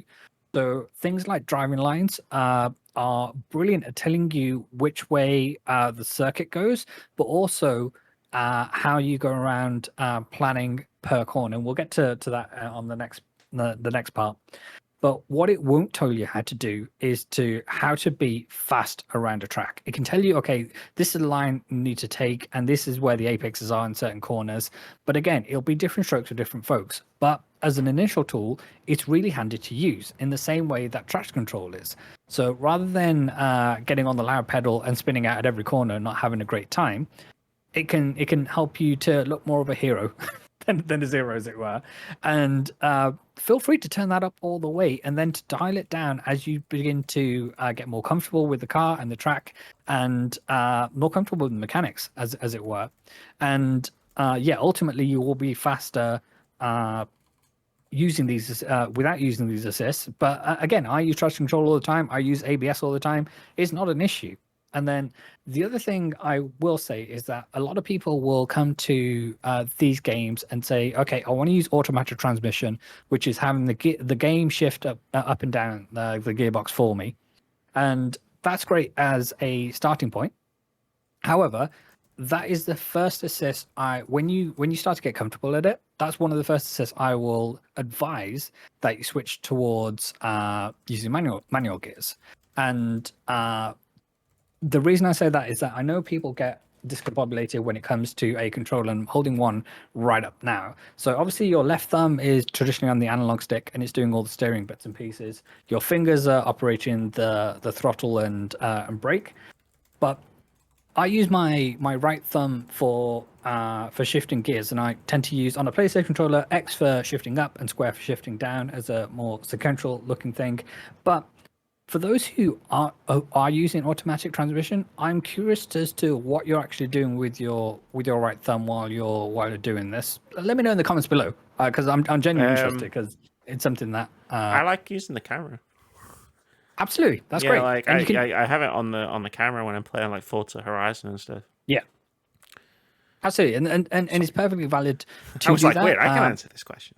Yeah, and it's one of these things where the automatic gears obviously will get you to a point, but it won't allow you to maximize the full potential of the car, and that is revving the engine out to where it's making the peak power before you change gear, and that'll be different for every car rather than just going to the red line and shifting there kind of thing. And also on the downshifts, in terms of holding a higher gear for longer in order to get more engine braking done. So when you do shift down, you have a high number of revs in order to make that work. One of the key things we're going to talk about here are the 4 keys to cornering. So when I approach a racing game, and when you do as well, when you come up to a corner, there's 4 things you should be thinking about and come up with a plan for every single corner around a track. It's when do I need to start slowing down or braking? When do I need to start turning in? Where is the apex of the corner? So the apex, for those who aren't familiar, is the part of the track where you want to be hitting the inside of the corner at just the right point, so you can make a clean, smooth exit and get on the loud pedal. And that's the 4th one of when can I get on the power? Amy's making notes. There you go. Pick the diagram of an apex right there. Nailed it. 10 points for Amy. So you need to be coming up with a plan for each of those 4 things for every single corner. And you can use, by all means, you can use the driving line to let you know when to start braking, but also try and use track furniture at the side of the track. So typically there'll be distance boards. So it'll say, okay, the corner's coming up in Like chairs, 300, 200, 100 meters. Absolutely. Or the curbs you'll find on the track, on the outside of the track, they will often come 2/3 of the way up to the straight, and they can often dictate when you should start braking for a turn. Or you can start picking out things as you're driving along. So you can say, okay, when I see this marshal post on my left-hand side, that's when I'm going to start braking. And have an experiment with different cars and when you should be braking. Obviously, with faster cars, typically they'll have better brakes, so you don't necessarily have to start braking further back. When you turn in is very important, and that is in relation to brakes as well. So when you try and ask a car to brake and turn at the same time, it can't do it. There's too many things going on. You're asking the front wheels to slow down and carry enough momentum to steer you around a corner. Think of it as a pie chart. And you should be asking the brakes to either do all the steering or all the cornering. Never both at the same time, because there's only a physical amount of forces that the tires can do. Amy's got another diagram. What's in the quotation marks? That's what's happening with the car when you do the thing that you just said. Yes, And absolutely. it says, ah. So my tip for this is always try and brake in a straight line. Therefore, you are asking the car just to do one thing, and then once you're done slowing down, then you can turn into the corner, and then all you got to worry about is steering towards the apex and getting on the loud pedal as soon as you can. Yeah. So think about the plan of action you want to do at every single corner, and obviously learning tracks takes a while. Time trials are often a good way of doing this, so you can just run around. No other cars on the track, no pressure, and you can take your time to learn the cars and the way the tracks go. The 4th one is a bit weird, but I'm going to say it anyway. I need you to listen to what the car is telling you. Now, it is a cliche to say a car is not a dead piece of metal. It's a living, breathing thing, and it's telling you what it's doing and what it's feeling as it's going around the track. And that can be the way that if the tires are squealing under the brakes, then maybe you're braking too late and you need to start applying gentler brake pressure before you arrive at the corner. If the back end of the car is stepping out under braking, then consider moving the brake bias backwards a little. And conversely, if the front is sliding like that as well. The way I've had it best explained to me is if you treat the car like it's a scared animal. Don't worry, this analogy is going somewhere, dear listener. if you try and surprise a scared animal and say, okay, I've got you around the neck, let's go around this corner right now, it is going to freak. It's going to do a bunch of things it's not expecting you to do, and you might get thrown off the track in the process. If you're calm and you walk up to the animal and you are talking to it and say, and kind of letting it know that you're there and not surprising the car. So don't barrel into a corner at a million miles an hour, brake at the very last second, and wonder why you didn't make it around the corner. Approach the corner with a bit of trepidation to say, okay, we're going to brake nice and early, so we're not surprising the car. We're letting the car get the braking done before we're asking it to turn in. Then all it needs to worry about is turning in and getting on the power. We're going to get the power nice and gentle. So be gentle with your inputs as well. Don't just hammer on the brake and then hammer on the throttle, because there's no finesse in that, and the car will be squirming all over the place because you're putting your inputs in too harsh. Be gentle with the car, and it will be gentle with you. Contra, your last one. Yeah, like just draw an angry tiger. There you go. Fucking artist, do you think I am? Did you see what my car looked like? Yeah, and it was amazing. So take these tips on board. Obviously, practice makes perfect when it comes to these, and very few people are amazing the first time they get behind a car. And it's one of these things of for those who drive in real life, obviously you have to treat your vehicle with a certain amount of respect, and you should do the same thing with racing sims as well. Obviously they're there to have fun, but the same principles apply in terms of you wouldn't necessarily just throw your car into a roundabout at top speed. For those in America, roundabouts are what we use to get around corners here in the UK. So do those tips, and maybe you'll start having fun in racing games too. Or just play Burnout. You can just crash into everything. It's great. Absolutely. But the same principles apply. Of you never need to brake, but when you want to start drifting, you always have a plan in mind of when I need to start, when I need to actually tap on the brake, where the kind of apex of the corners are, and then you need to start looking ahead so you can read the traffic and all the rest of it. The same skills apply. So, yeah. Nice. How to get good at racing games. Driving games. Should I call it racing games, or should we call it driving racing games? Racing games is fine. Cool. I look forward to next week when Moody tells us how to get good at Pokemon. So, rock, paper, scissors? You nailed it. All right, I'll see you next week. It's a little pseudo series that we've got going on. That's just mean. What do you mean that's just mean? I don't know why that was mean. It's more in-depth Pokemon, Well, that's why we need to learn. I was being mean when I said it's rock, paper, scissors, right? Oh, I was going to say, that's why we need to learn, clearly. So I went some games. I'm still playing Elden Ring somehow. Maybe do we need Huh? Maybe. Do we need an intervention? Maybe. Yeah. I mean, if I sell my Xbox, the problem kind of fixes itself. There you go.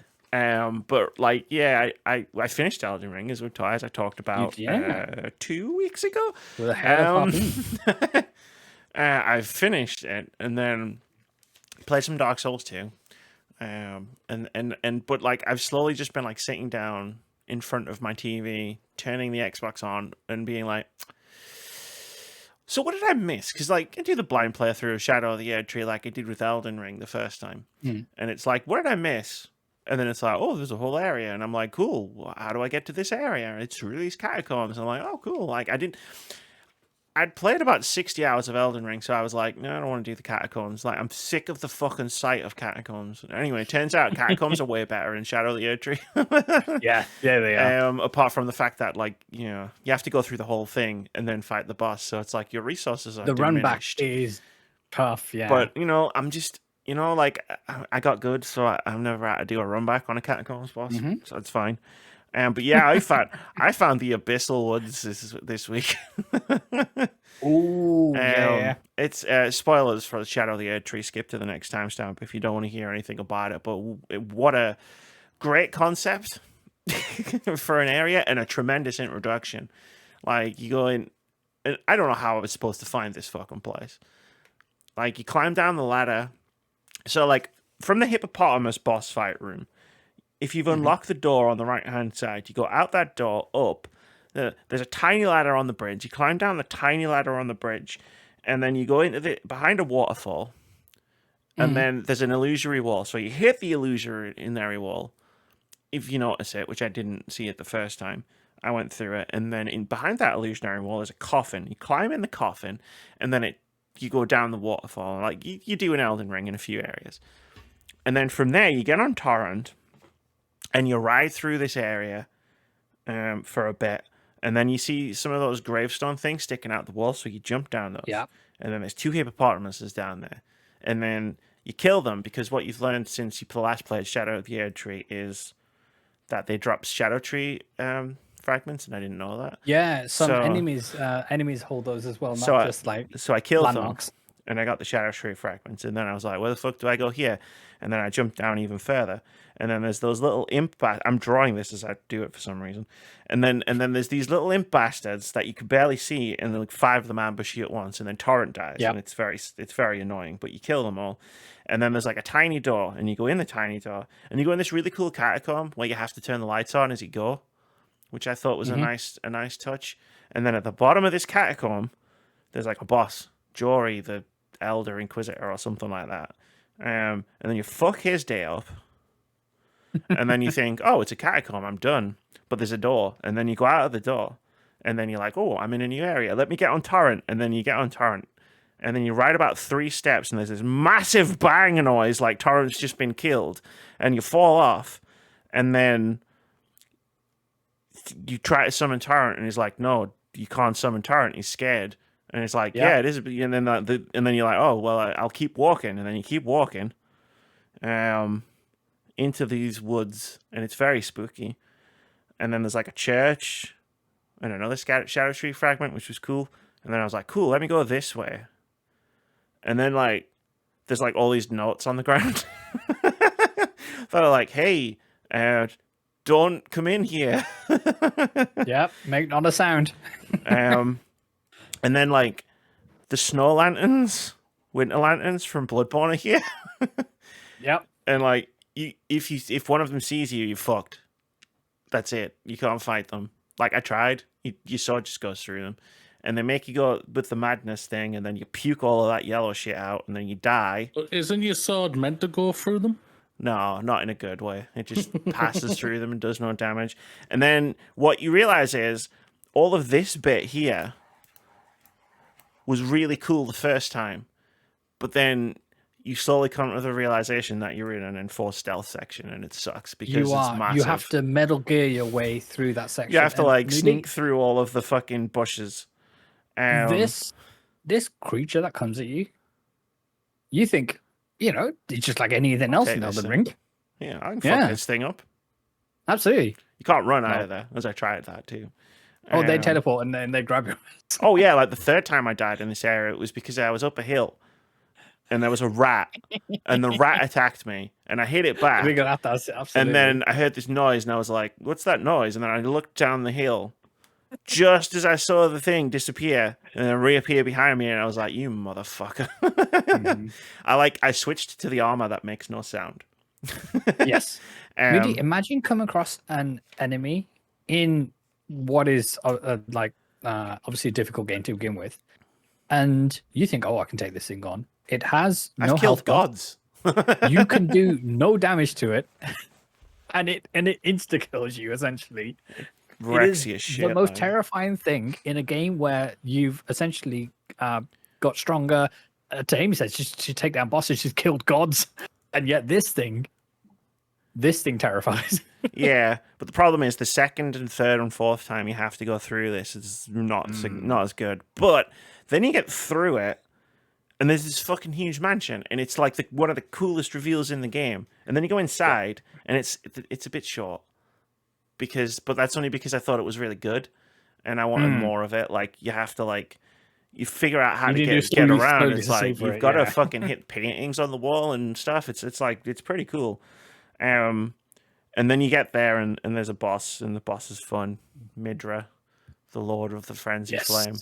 And then I was like, what do I do now? And then I went to the place with all of the dead jar people, where they make the jar people, and I learned too much about that place.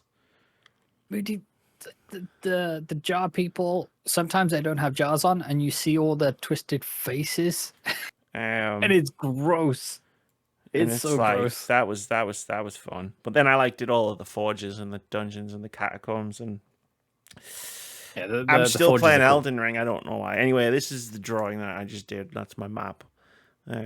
Oh yeah, yeah. total sense. Yeah. Play Elden Ring. The thing is, if you were saying, "Oh, I went back to Elden Ring," and I said this time, Millennia, you're getting it, kind of thing. But you're not. You're still exploring. I said the opposite. And... If you remember a couple of weeks ago, my exact thing with Melania was, I've done this once. I don't have anything to prove to anybody. No, Fuck this. Absolutely. I'm out.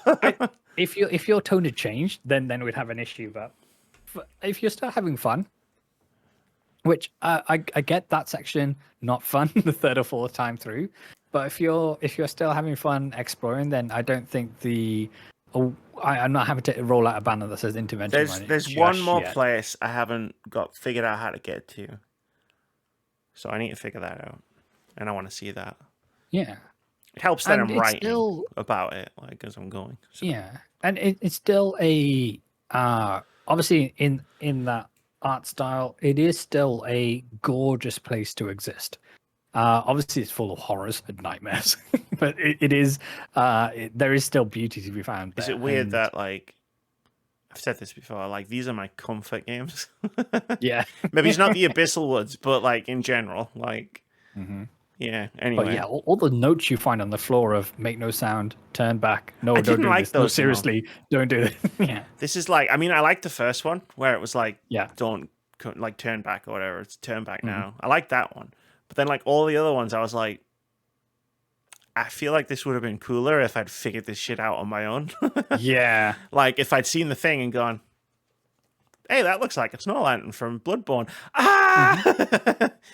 I feel like it over-tutorialized, which is a weird criticism to have of a game like Elden Ring. But, yeah, I feel like the notes on the floor didn't add anything to the experience that just walking in there and getting my shit wrecked wouldn't have added even more. In any other game, sure, yeah, have the notes and the tutorial and the things pop up. But just for that one specific game, I was like, I feel like I was robbed of some a very funny story. Yeah. And just going in, I'm gonna boom bang that game. Oh, you fuckers! I remember you fuckers. Let's fucking go, and then exactly didn't happen. But yeah, no, that's Shadow. I'm sure I'll talk about it next week. I've been exercising some character growth this week. I've been playing not Gran Turismo and not making myself sad. I picked up No Man's Sky again for the very first time since 2016 when it launched, and I pre-ordered this game and was desperately disappointed with how it ran.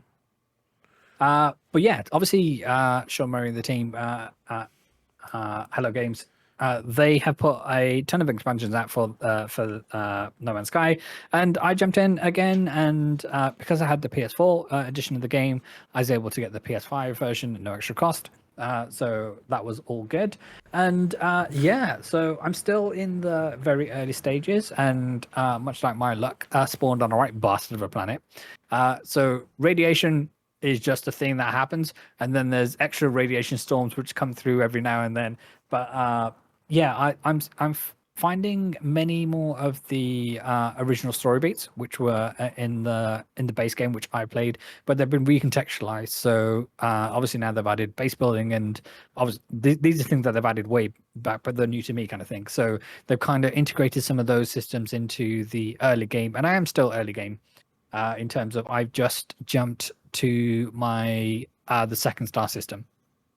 But yeah, it's been fun to get a hang of the new mechanics, or at least new to me, in terms of base building and things like that. And meeting the Vakeen again, and going up to the space stations and seeing how they've changed and how this game has evolved. And I'm looking forward to carrying on. Nice. I'm not allowed to play No Man's Sky. Oh, I am. Mooney knows what happens when I play No Man's Sky. You dead to the world? Yeah, for like okay. days. I'll boot it up, and that'll be all I do for 5 days. I'll show you my pictures. Actually, it's really good. I really get into photo mode on those games. So I've got like this really cool library of photos on my PS5. But no, I love that game too much. Fair enough. Like to the point where it becomes a problem for everything else that I'm supposed to like. If I reinstall, it's already installed. It's always installed. If I booted that game up tonight, the DIY plan is off. It's done.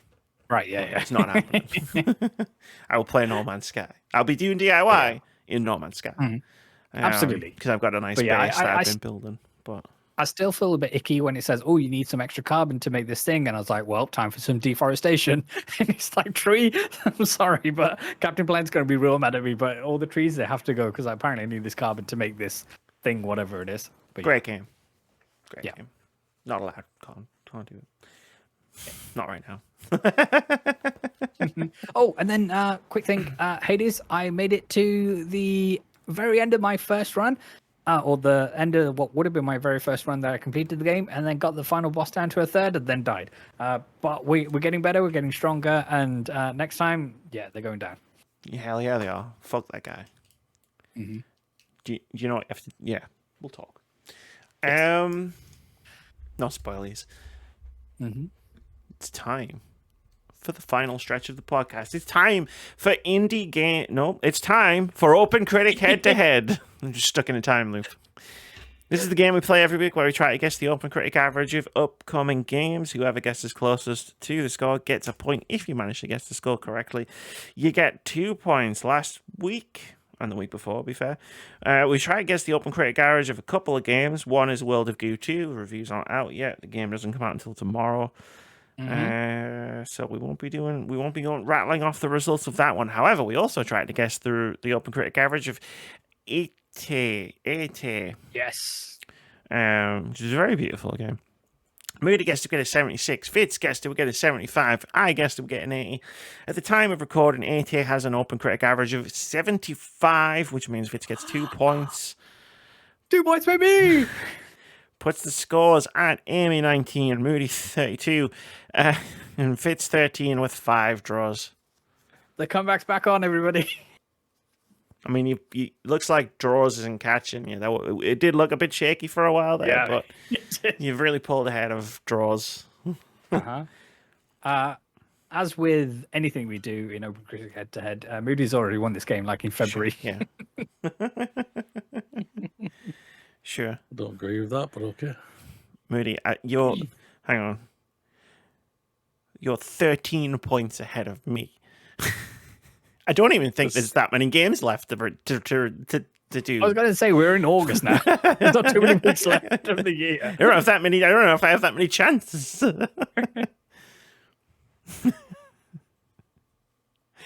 This week, we're going to try and guess the OpenCritic average of a game that I forgot was coming out this month, and now I'm very excited. The Crush House. I was going to play so much of this game. This is the game that's going to tear me away from Elden Ring. I doubt it. What a different color palette to tear you away from. The vibes are very different. Yeah. Oh, I take that back. Yes. Yes. It's no, it won't. Looks it up. Yes, it will. In a Malibu mansion, Moody. They have different kinds of mansions in Elden Ring. That's true. Volcanic ones as well. Wants to be stepped on in a different way. No, if I want to be stepped on, I'm just going to fight Melania a bunch more times. No, I said in a different way. But I'm the one directing the thing in Crush House. She's never known defeat. Either way. Okay. I defeat. Critics will hate this game. 75. 75. Fits. The Crush House. I think this game has a healthy amount of juice behind it. I think I'm going to go for... Actually, let's do this sensibly, because sensibly worked for me last time. Let's go 76. Sensibly's for suckers. I'm going to make sure draws don't catch up. That's why Mooney's won this game in like February, because I say things like that. Doing things sensibly for suckers. So are you going to go 69 in this game? No, I should though, shouldn't I? I don't want to. But I don't want to. Just so you know, if you did and it got 69, what I said was That earned you correct. 5 points. The critics will hate this game. I think the critics are going to hate this game. Like, well, I don't know if they're going to hate it. I just think this is like it's the thing we talked about. Review it. There's a difference. It's the thing we talked about last week, Vitz. It's like there's not enough. There's not enough murder and violence in the game. Therefore, like it will review lower than it should. Doesn't go pew pew. But no, I like the thing about games that don't get a lot of reviews is like they go either way. Yeah. Sometimes when that happens, the people who review the game and the people like me are really excited about it. So, but anyway, what was that I was saying about being sensible? AE. Actually, just AE. Screw it. Yeah. Idiot never fails. There you go. Except all the times it fails, which is every time. Yeah, it's lost its touch. 60% of the time, it works every time. Moody. We've tried our best to close out the podcast with Moody's Time to Shine. Yeah, it turns out I don't make a great understudy. Vitz, he tries his best. He tries his best. And me, I just started quoting Elden Ring. So please save us from ourselves. To be fair. Bring us back to the normal. To normal, eh? I think my neighbours All right, appreciate everybody. it. I've been gone for 2 weeks, but it's time to bring it all back. What's up, everybody? Bring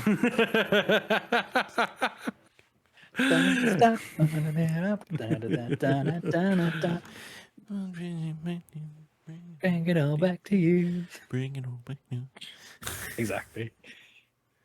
Are you finished? Yes, I'm finished. Never with S7. But yeah, let's carry on.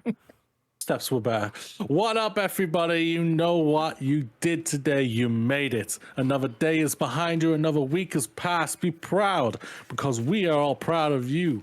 You are special because you deserve the absolute best. You are truly good enough because you're doing great. We're all behind you. We're right behind you, pushing you up those stairs, one step at a time, one day at a time, one dream at a time. Jump up and high five that goddamn sky because you made it. Live long and prosper. Ain't no party like an Escapade party.